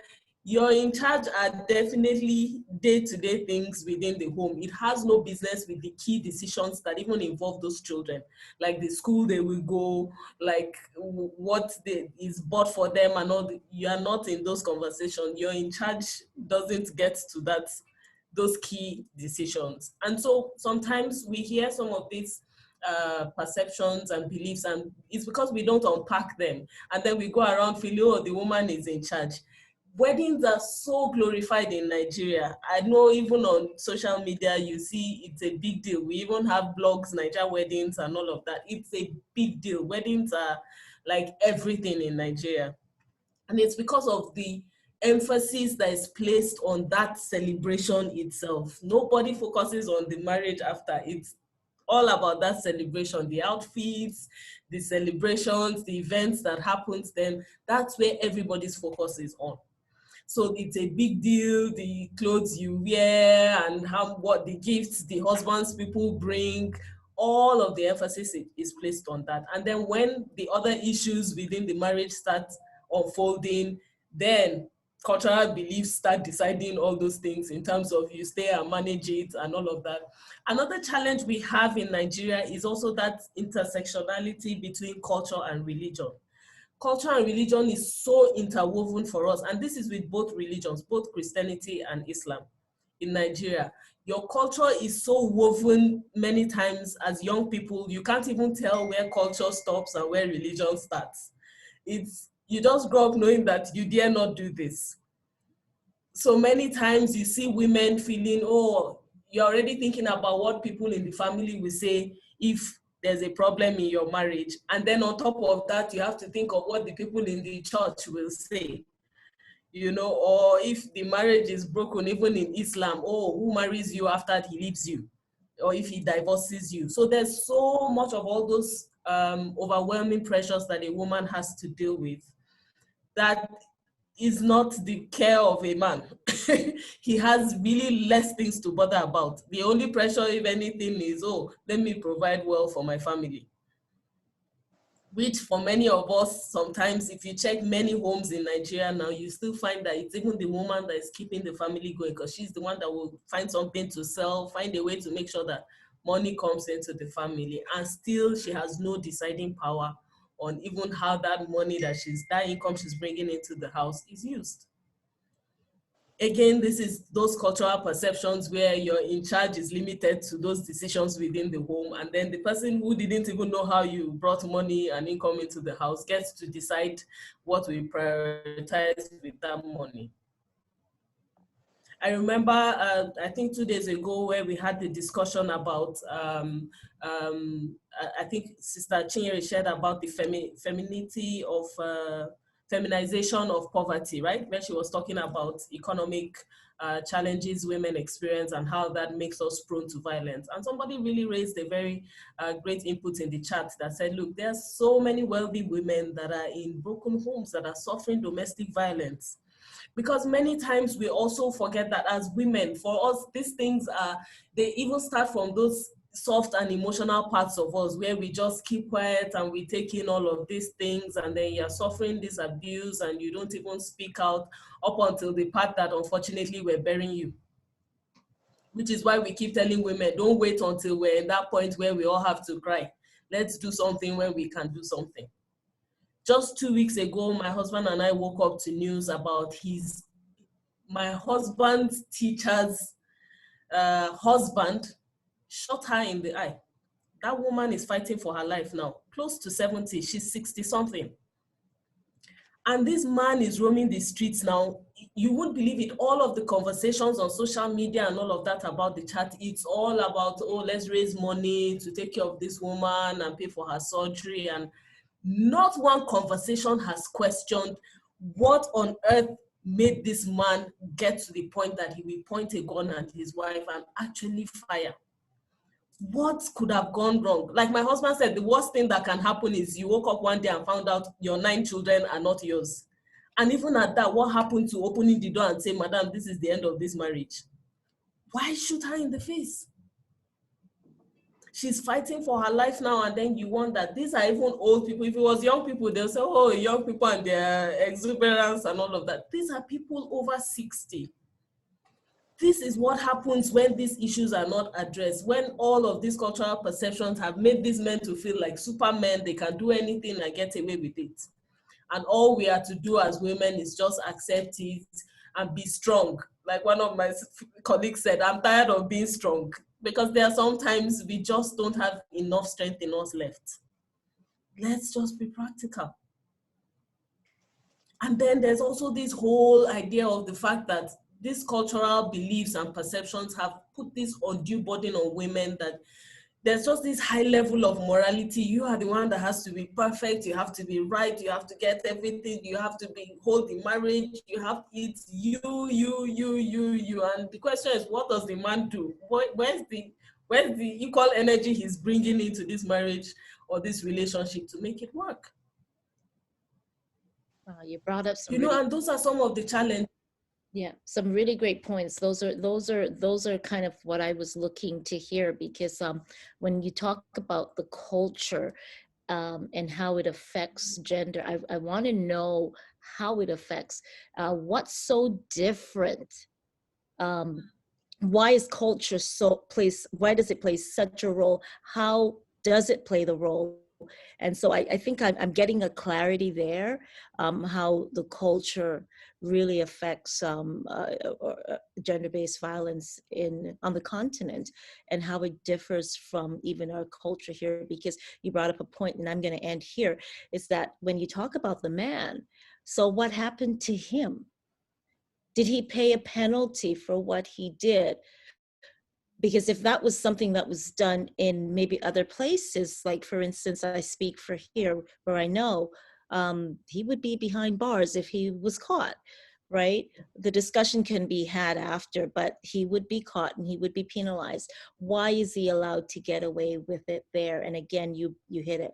It's a cultural thing, right? So thanks for the answers to my questions. Thanks, both of you. And if I may just add on that, Blair, probably to draw some clarity, when we look at the patriarchal systems, I think they're very prevalent even in the Western world, because many a time this is put under wraps. It doesn't matter that it may seem more prevalent in the continent as we unfold or emphasize to educate or take you on a journey of our traditions and norms, etc., and how they've evolved. But we will not take away the fact that this is also quite prevalent in the Western world, as would like, quote unquote, refer to it, the developing economies. First book. So it is there. It is very there. It doesn't matter which community, whether it's Indian, Black, Chinese, it is there. Where men have been put here, Yes. The needs of the women have been put there. So that's why we find most cases are not reported. Because when you go to the sexual assault center, who do you see in there? When you go to the shelters, who do you see there? And what have these that they've perpetrated, the perpetrators, have they been brought to justice is the question. So if all these traditions, let's also appreciate that when these traditions were placed then, donkey years ago, culture is dynamic. And I like the fact that Linda tried to emphasize that it can be more prevalent in the rural area because, again, where are we, where the conservative value system is what it is, culture is still intact, we preserving. So it comes what my sister Kabahenda was saying, how do we then educate the elderly in order for us to move forward so that they too can understand? It could be coming from a point of ignorance, saying, how does this norm impact the girl child, the future of the woman, the status of the woman? And again, because we have a society that has said we seek our descent through men. So men have been put on this platform. And women, like you correctly put it, they are nurturers.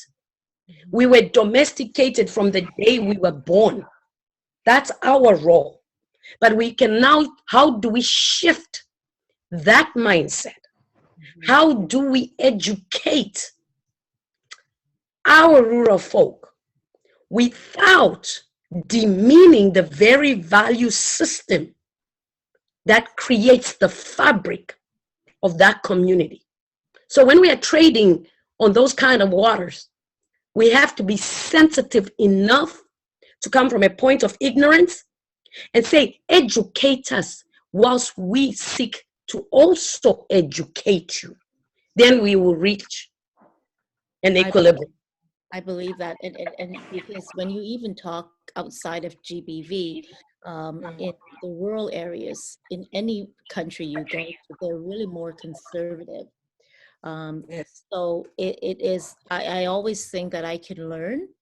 I will always learn the good. I listen to the bad, and you need both. But I believe that we can learn from them. They can learn from us. And at the same time, as I was watching in the chat, as you are educating the younger folks, you want to educate them to be strong. You want to educate them with all the buzzwords, but you also want to tell them that they also must respect their elders.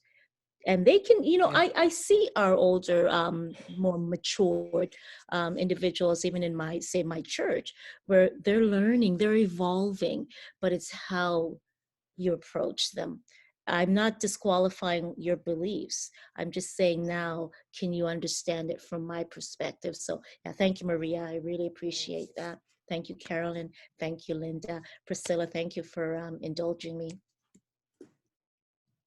Just want to hear the voice of our sister Chinyere to kind of add that, because I think she just kind of zoned out there, and I felt like, I feel like I'm the, you know, the one that is to listen. You have a voice. Let's hear what your take is. Our sister Chinyere. Okay, it's been a pleasure being on this panel.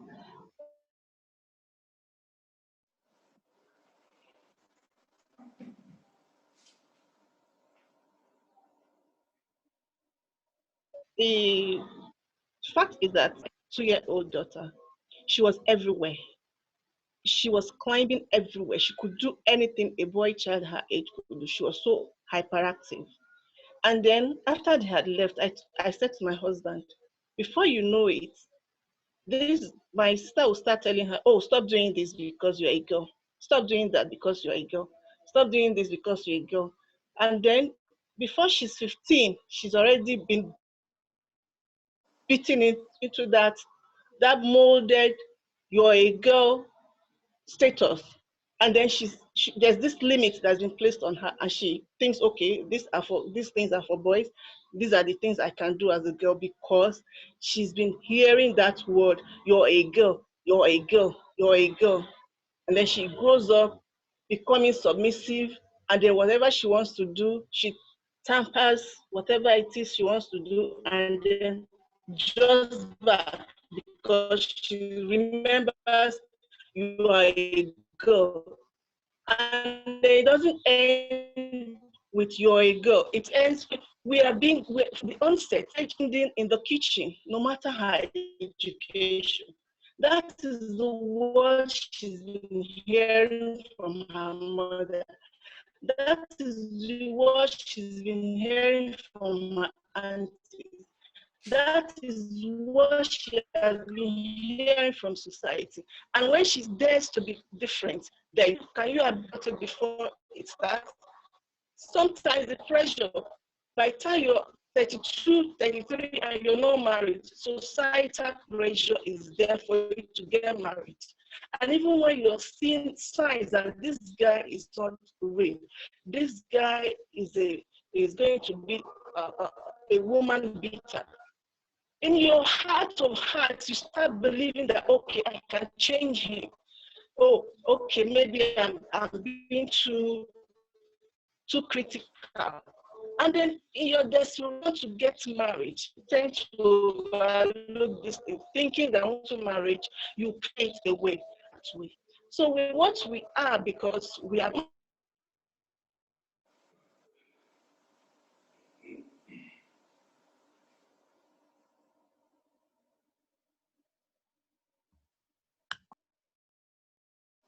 my daughters to become who they want to be. Let's remove that boys. I don't have a girl, but I have nieces. And I know if I had had a girl, I would have raised her like I've raised the boys too. So I found out that we as mothers have also helped in perpetuating this.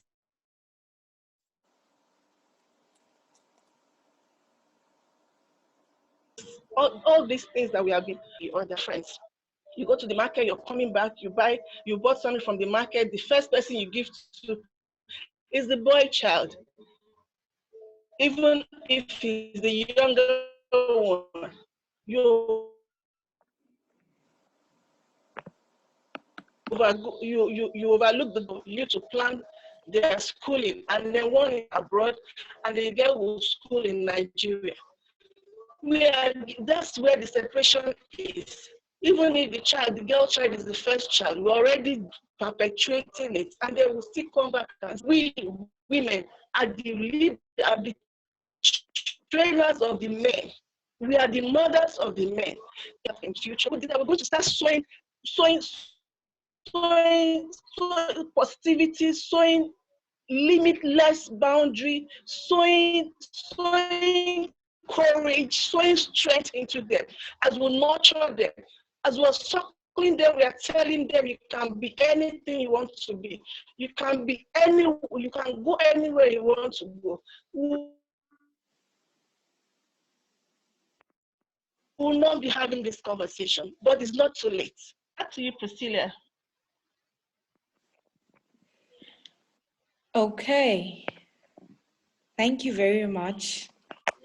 I think I would want us to slightly go back and talk more on the role of culture in gender-based violence. Kalu, can you take on this one?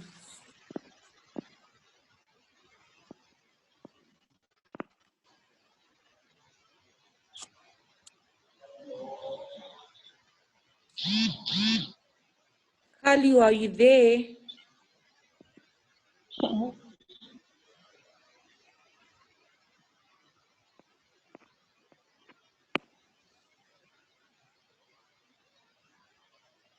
Okay, Caroline, are you free to take this one up? Yeah, sure. Happy to. So maybe I'll just give some scenarios. terms of prevalent instances of gender violence in Nigeria and how culture kind of. Let me start with child marriage. So in Nigeria, the statistics we have now, in general, globally, statistics show that West and Central Africa have the highest indices of child marriage on the continent. And Nigeria, based on our unfortunate statistics and population, is responsible for that regional situation. So as it stands now, 44%, which is almost half the population of young girls in Nigeria, 44% of adolescent girls are married off before their 18th birthday. And 18% of that before they even turn 15. Unfortunately, in Nigeria, for example, child marriage was seen to be something that is a northern problem, and the northern part of Nigeria is where we have the Islamic religion prevalent.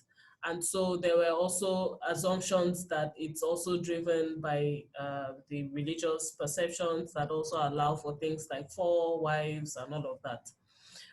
But recent research in Nigeria is revealing that child marriage is a Nigerian problem. It's not just a northern problem. But again, cultural beliefs make this prevalent. So there are many cultures in Nigeria that believe that it's proper and ideal for a girl to see her first period in her husband's house. It's still a very strong belief in many cultures in Nigeria. And so there's that quest to quickly get a girl married so that she's not disvirgined or tampered with, as it is often said in a lot of these cultures. And so you find young girls just thrown into these marriages when they're not even yet of matured age to decide whether they even want to have sex or not. And so we have to question the fact that there's also, signs of domestic violence connected to child marriage, because it's not likely that a girl is happy to have sex at 12, 13, 15. And so it's likely that what she's experiencing is rape in the name of marital sex. There are also instances, because these girls are still children, they would definitely make series of mistakes. And so it's not also completely strange to find that those girls may be beaten as ways that they are disciplined in those marriages. So it's unfortunate that many of them find themselves already thrown into these marriages as a result of cultural beliefs, and then they are forced to stay in these marriages no matter how they go, because of the cultural perception that if they leave those marriages as well, they will be said to be failures and they won't find somebody else that will marry them, and all of those other cultural beliefs that make women just stay and bear a number of these forms of gender-based violence. Female genital mutilation is another one. It's also culturally driven. They believe it helps to avoid promiscuity. It will help a girl to stay and not be loose and all of that. And we know a lot of the challenges that come with that, even health challenges that victims of female genital mutilation face. These are all things that are driven by culture that continue to place that pressure on girls to be good wives and good women, and then makes them prone to a number of these challenges. Another one that's really, really sad for us in Nigeria is widowhood practices. Widowhood practices is, I don't know, the horrors women have to go through in the belief that you're checking that she's not the one that killed the man. They will wash the cups, make you drink the water, stay in a dark room with your children, shave their heads. We still have so many communities that is still happening. It's as bad, and this doesn't even apply to, some of the perceptions we heard coming out of Kenya, where you have better things happening in the urban cities. No, you would leave even if you were a director of a commission, you would have to leave that and go to the village and be locked in this room and have to go through those widowhood practices. Because if you don't do it, you're believed to have something fishy, or you had a hand in killing your husband. And this is, some of them are as petty as even when your husband dies in a plane crash, that you know that it wasn't only him, many people died in this thing, they will still say you had a hand in it, and you will have to go through some of those horrors. All the properties are collected and all of that. It's a huge challenge, and form of gender-based violence that a number of women still go through and suffer from. A lot of women suffer and build businesses together with their husbands and have to watch everything go away to the husband. Some of them are forced to become wives of the brother of their husband, because it's also a cultural belief. Just really insane and unthinkable things that women have to undergo because of these cultural perceptions that drive some of these beliefs. But I think more importantly, I think Blair, I can't remember whether Blair or Maria, you mentioned something about the need to start looking at how do we sensitize and educate our communities in a way that we start to look at this a lot differently. I think for us, many of us are forced in the course of our work to start rethinking that, how do you even approach communities and start to address some of these issues.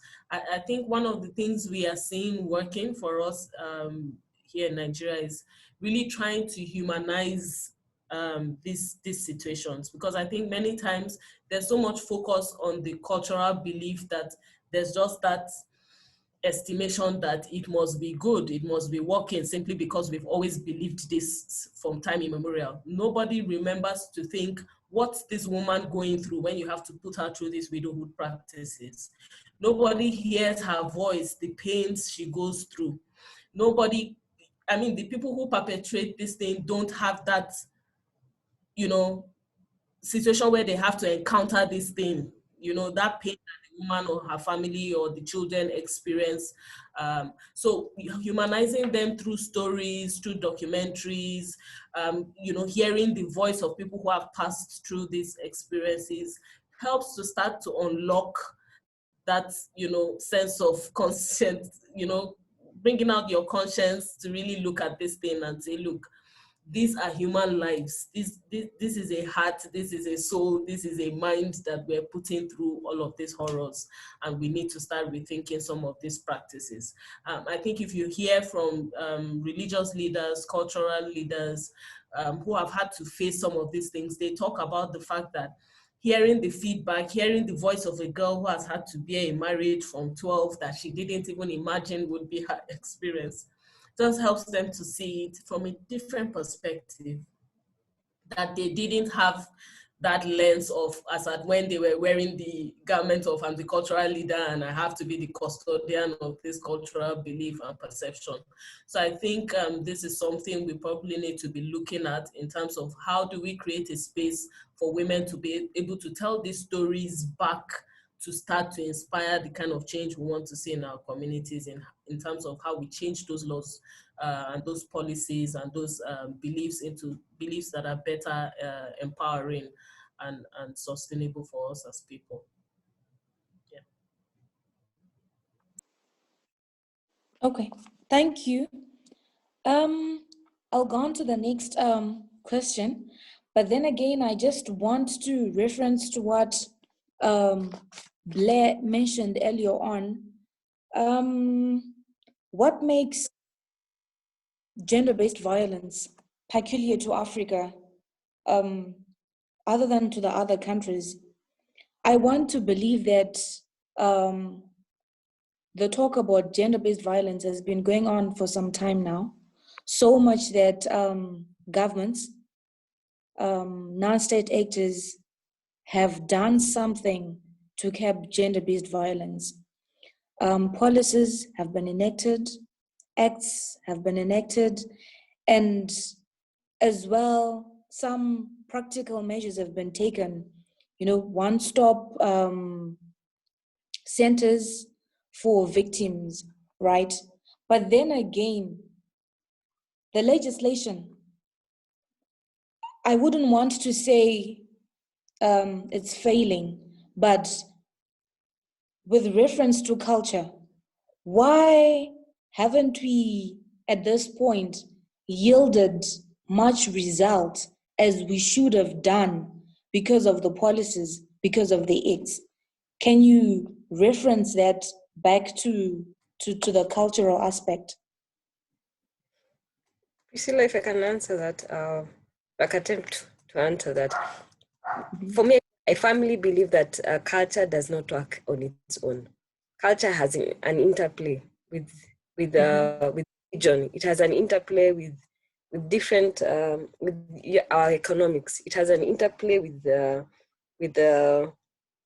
with governance. It has an interplay with so many other things. So there's no way you can separate it completely from other aspects. It is intertwined with different things. So sometimes, for instance, if I use the Nigerian context, we have the issue of the Boko Haram. It's a religious thing, but at the same time, there are those beliefs that those people believe that those girls should be part of them, and whatever they're doing with them, which is wrong, right?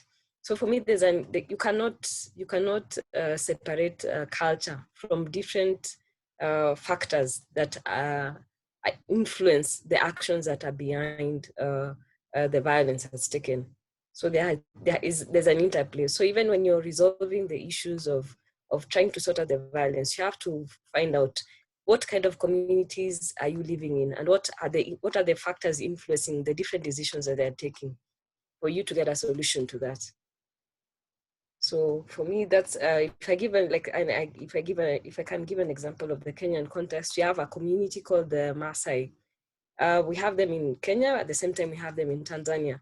But they have a very clear belief that so long as a man takes his spear and he comes to your compound and puts the spear at the door, he's entitled to sleep with you.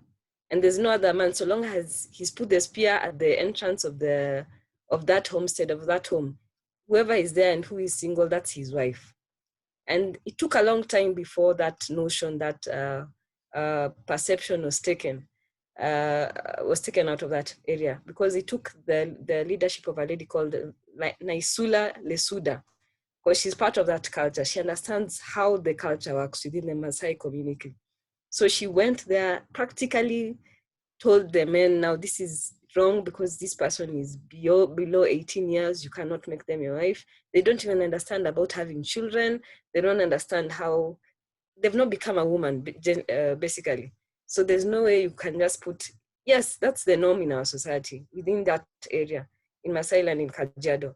But please understand that this person you're taking as your wife has not even finished school, does not have a way of taking care of themselves, is not psychologically, physically mature to be able to bear children and even take up all those responsibilities that would be expected of a wife. So for me, you cannot separate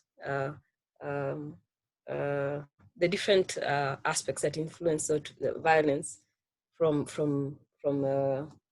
our culture and from different things. Okay, thank you. Caroline, would you want to say something? Yeah, I was still, a spear in front of my house, and I was still hung on that, like, oh my gosh. It's just crazy, some of the cultural beliefs we see coming out of this continent, honestly. It just blows your mind. But I just wanted to speak, because Linda actually mentioned Boko Haram.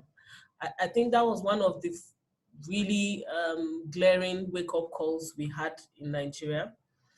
Nobody saw the day that we would have an extremist group so vocal about being against education to a point of going to take innocent lives, and just the unthinkable havoc that they have wreaked.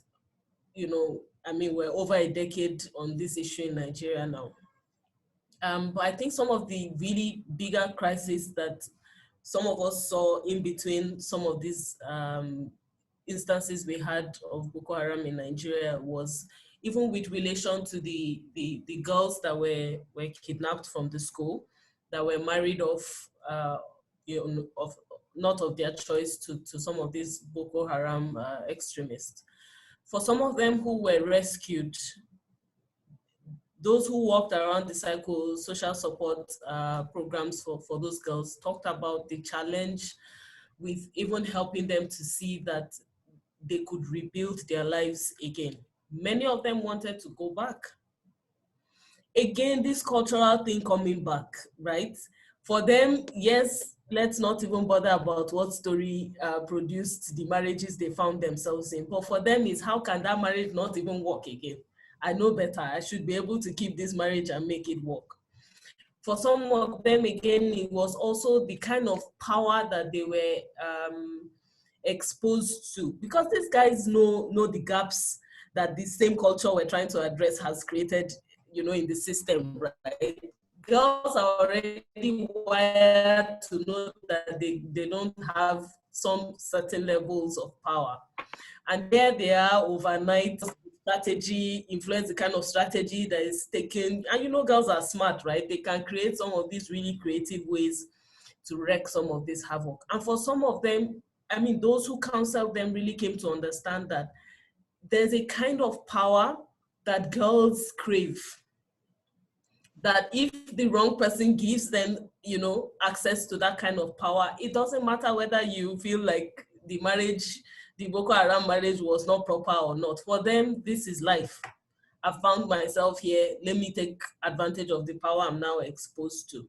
It really took a lot of counseling and walking back and forth. Many of them had to be taken out of the country, as many of you know, just to do that work of rehabilitation on them. And it just goes to show the kind of gaps we have created because of some of these cultural beliefs and perceptions, and how flip on the other side, they become really huge monsters that become bigger problems in our societies.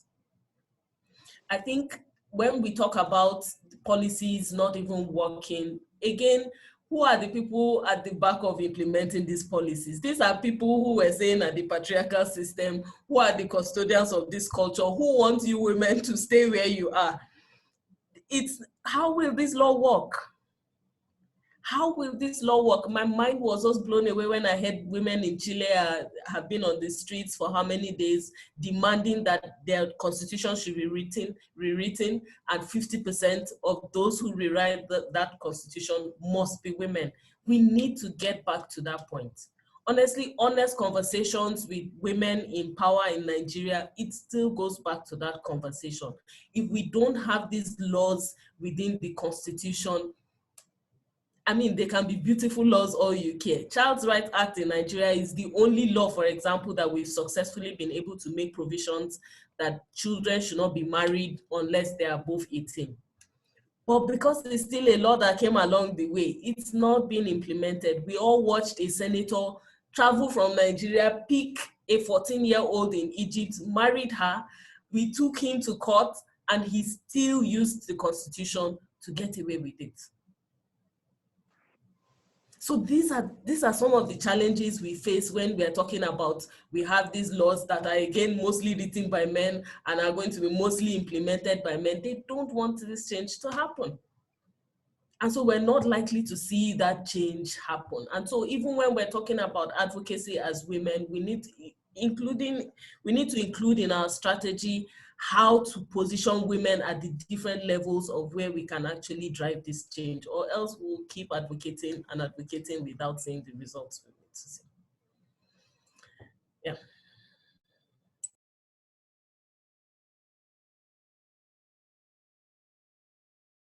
Wow. And Priscilla, I guess at this point, that's where she's getting to that wrap up point, and we'll give her just a few minutes to take it all in and wrap it up, and then she'll be able to have her closing remarks.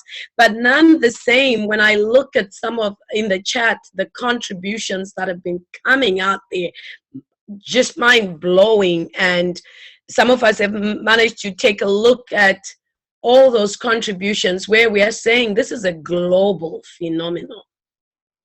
Like my sister Kabayenda called it. It's the way it can be handled in the Western world versus the way it's being handled in the continent. It's a learning curve. Communities will take time to change. Change does not come overnight. It starts with that first step. How do we educate our communities? How do we empower our communities so that they too can understand that the very things that they normalized, that seeming in our eyes is abnormal, it's almost saying we have normalized what is abnormal. But by whose judgment call? Because you have to go back to the communities, understand the way they live, the environments, in order for us to educate them on the change. But if we go and say everything you believe in is satanic or barbaric, then it's like we are almost going back to the scars of yesteryear colonization, when everything that they believed in was said is so wrong. So what made us get there? How do we untangle ourselves from this mess? How? This mess. Could I say and qualify that we are beyond hope? Could I say this is a hopeless situation? But there's hope, because it can change. Culture is dynamic, ever changing. So we have to be open to the conversations, but open enough from our seat of ignorance about those norms. How do we change the mindset that they call a norm? So Priscilla, we'll let you wrap up and take it from there. I hand over the mic back to you.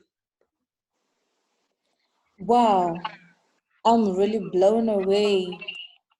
But anyway, we have to wrap this up. I just want to mention that gender-based violence, it is a structural issue.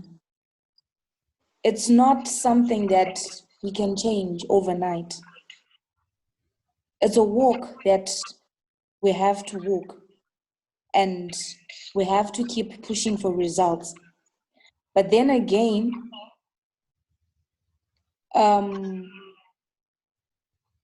I keep on going back to the question that Blair asked. What's so different about Africa from all the other continents? The one thing that I believe is different about Africa is that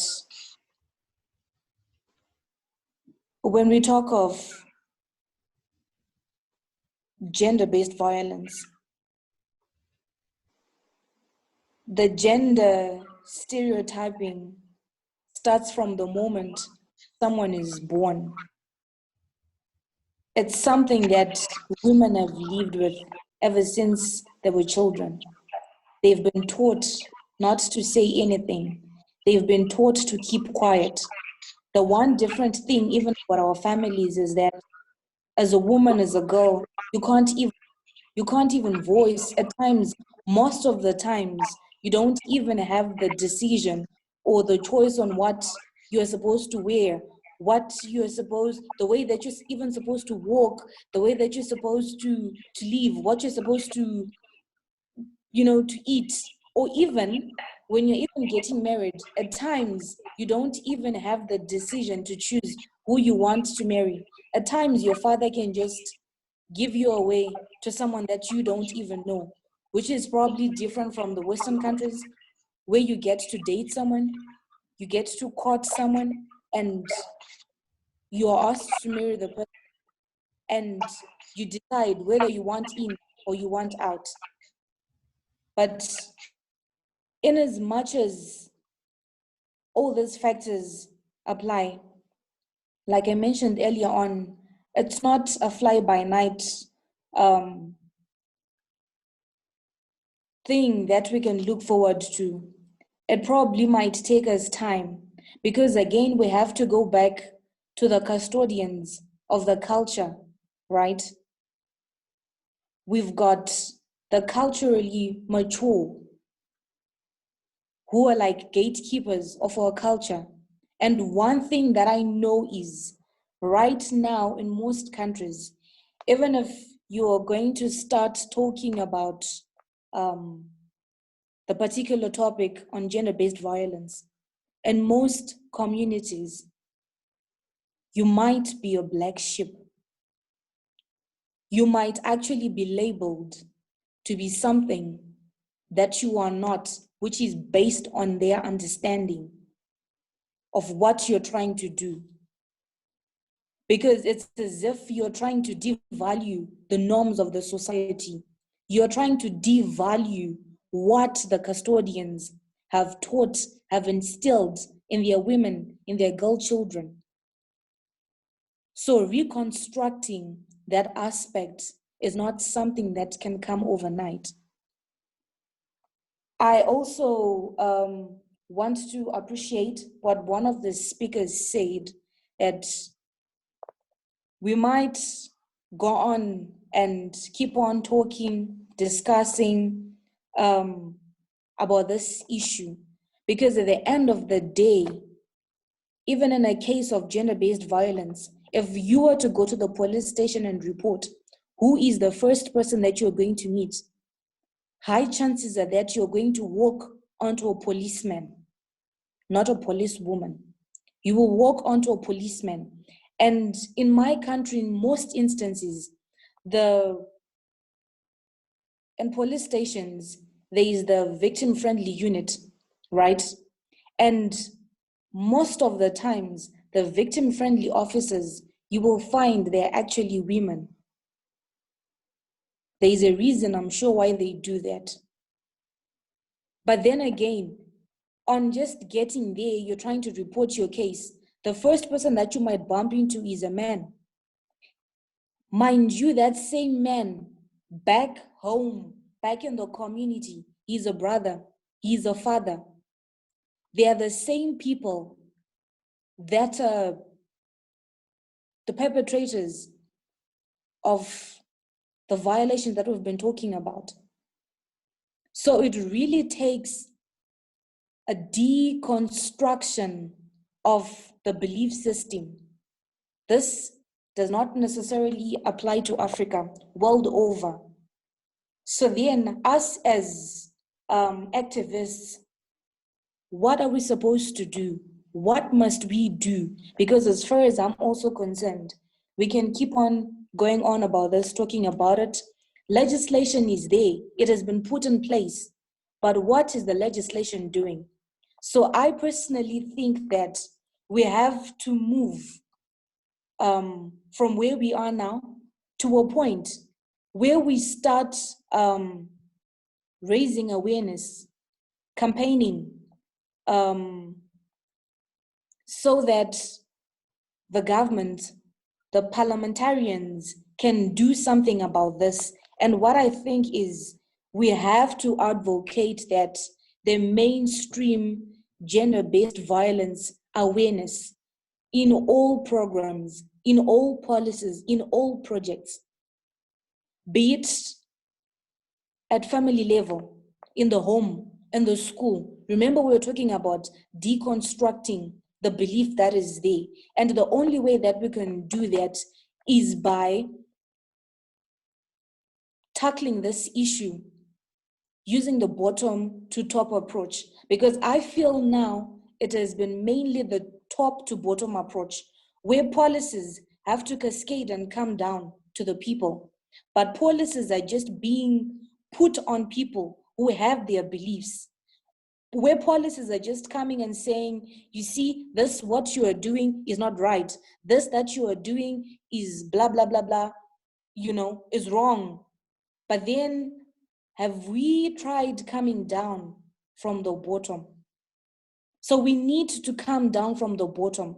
And where we have to start from is, we have to start from the schools, from the churches. Our clergy, do they even know about, are they well informed about gender-based violence? Because again, women are turning to them for help. And at times, the only thing that you are told is, go back home and pray. Things are gonna be okay. You will sit, and then what? It might be worse. So the clergy as well, they also have to be educated about gender-based violence. They have to know that this thing is real, that this thing is there.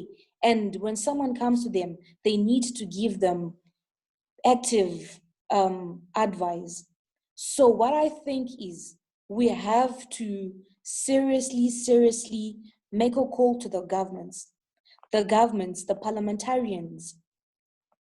I mean, in parliament, we were just talking about women have to be empowered and all those things. In parliament, in most parliaments, we are just talking about a quota system for the women. So it means that women are just occupying a quarter of the seats. 3/4 are the men. The majority is on the men. The majority is on the custodians of the culture, right? The 3/4 is on the gatekeepers of the culture. So what can we do to break even? That again is a discussion for another day.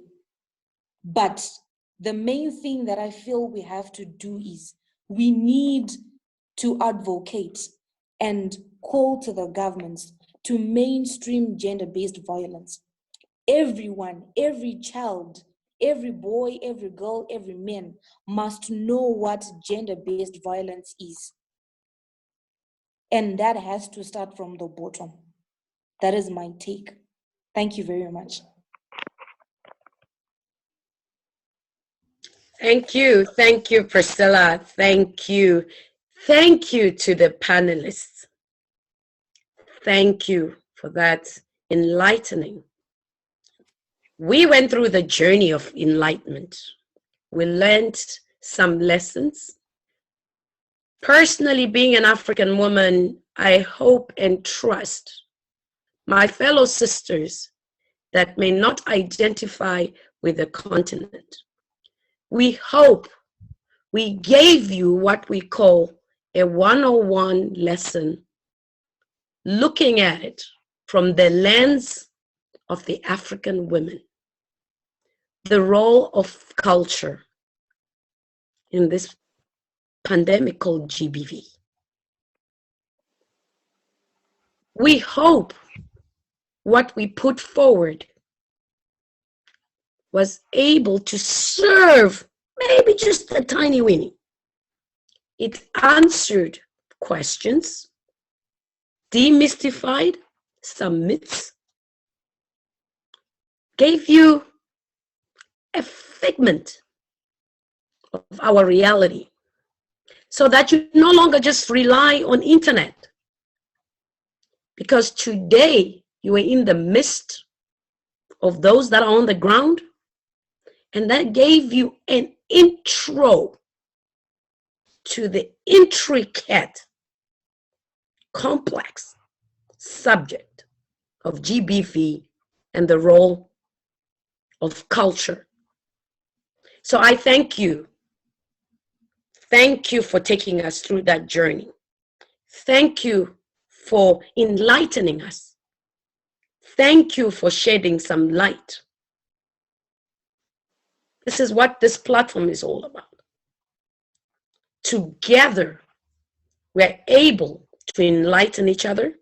We speak in the collective. Together, we will find solutions that work in different systems, but we cannot do it alone. We have to come back to these round tables as we seek the way forward and how it will all look and unfold. But I thank you for today.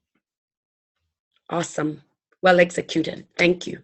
And I'll leave that to Blair and Charmaine to close it all off and tell you what we have for day 15. We are almost there. We are almost there. We are almost there. So take it away. Wow. Go ahead, Charmin. Thank you. Sisters, I have my notes now. Those of you who are not familiar, I don't take notes. So if you see me grab a pen and a notebook, know that you're doing something good. And you have me documenting what you say. So salute you. I salute you, sisters, from the continent. You have educated me. And first thing, before I continue, I must compliment you for breaking out of the barn of feminine subjugation.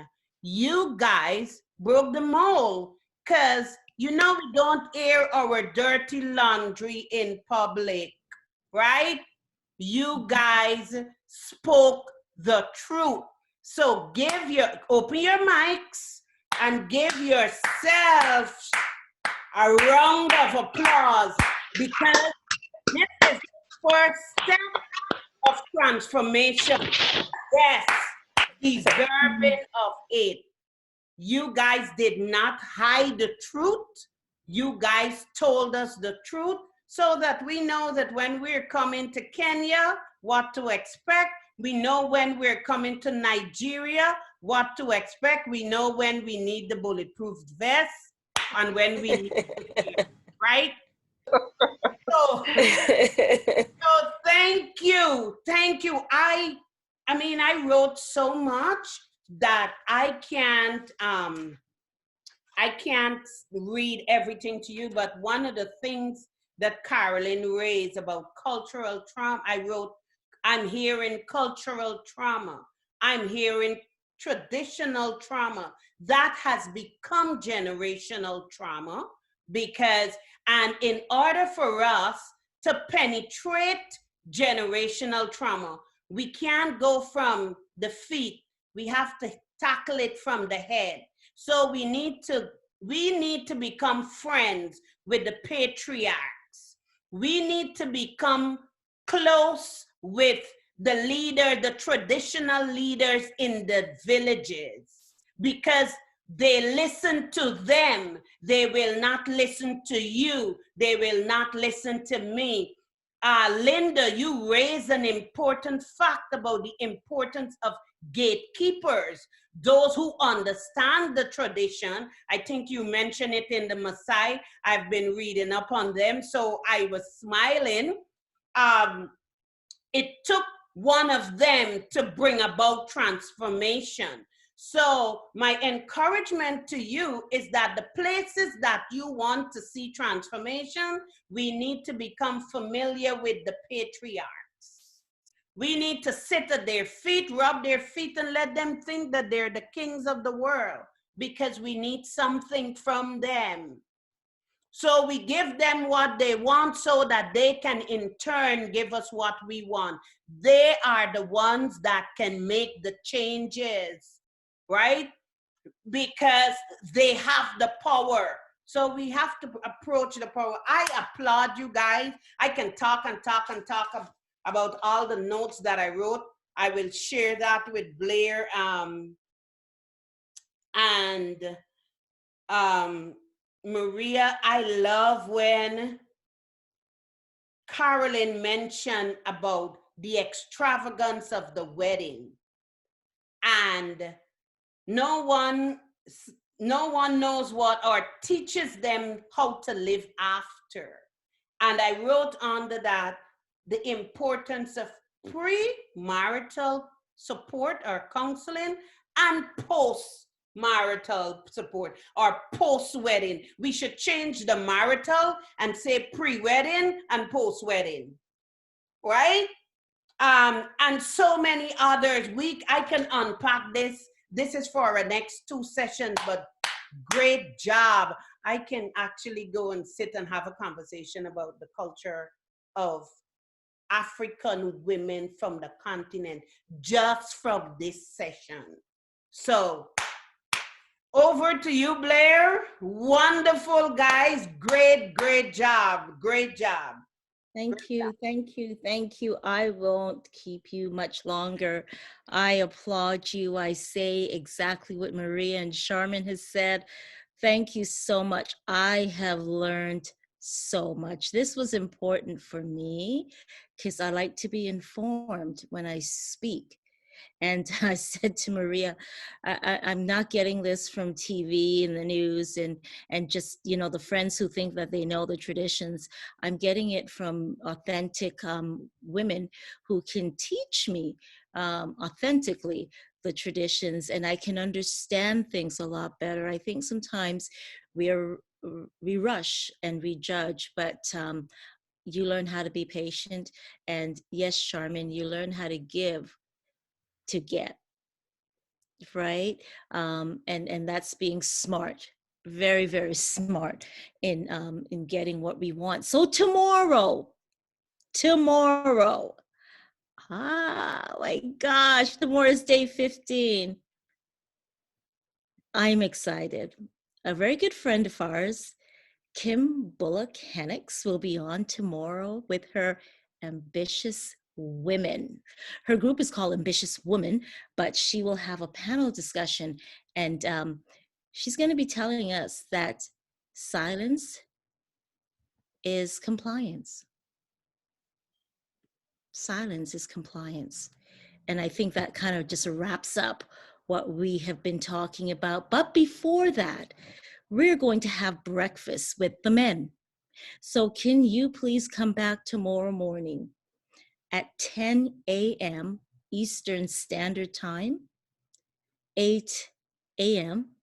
Mountain Standard, 7 Pacific, and 9 Central. And again, check your local time zones and you will know what time. I believe in CAT, it's going to be around 4 in the afternoon. So yes, come have breakfast or high tea with us. We're going to have a conversation with the men, Candid Conversation Part 2, and it is entitled, Men Must Be Our Allies in This Movement. Men must be our allies in this movement. And we will have Hermes Munda, and he is out of Zambia, Travis Belanger out of Canada, and Cosmos Matarus, and he is from the United Kingdom. So ladies, please be back tomorrow. And again, 2 more days. Day 5 will be a day of, I think, celebration. They're all celebration days, but day 5 will be extra special. Wear your orange if you can. Day 5? We're not going back to day 5, girl. Day 16. Day 16. I'm on day 5 because of Travis, right? Because I mentioned his name. I apologize. Don't stone me. Day 6. Let's go back to day 5 then. No, day 16. That's going to be very, very celebratory. Day 15 will be kind of wrapping up the panels and the chats and the enlightenment. And then we go into the celebration on day 16. So come back tomorrow. Thank you so much. I will be posting both flyers for tomorrow. You can share with your families and your friends and your other networks. Thank you so much. See you tomorrow. Bye-bye, everyone. Au revoir. Bye, everyone. Thank you. Bye. Thank you so much. Bye, Karen. Hope to see you tomorrow. Linda, hope to see you tomorrow. Kabayanda. Try and make it. Thank you, Maria. Thank you, everyone. Marietta. Bye. Bye, Linda. Bye. Thanks, Blair. Bye.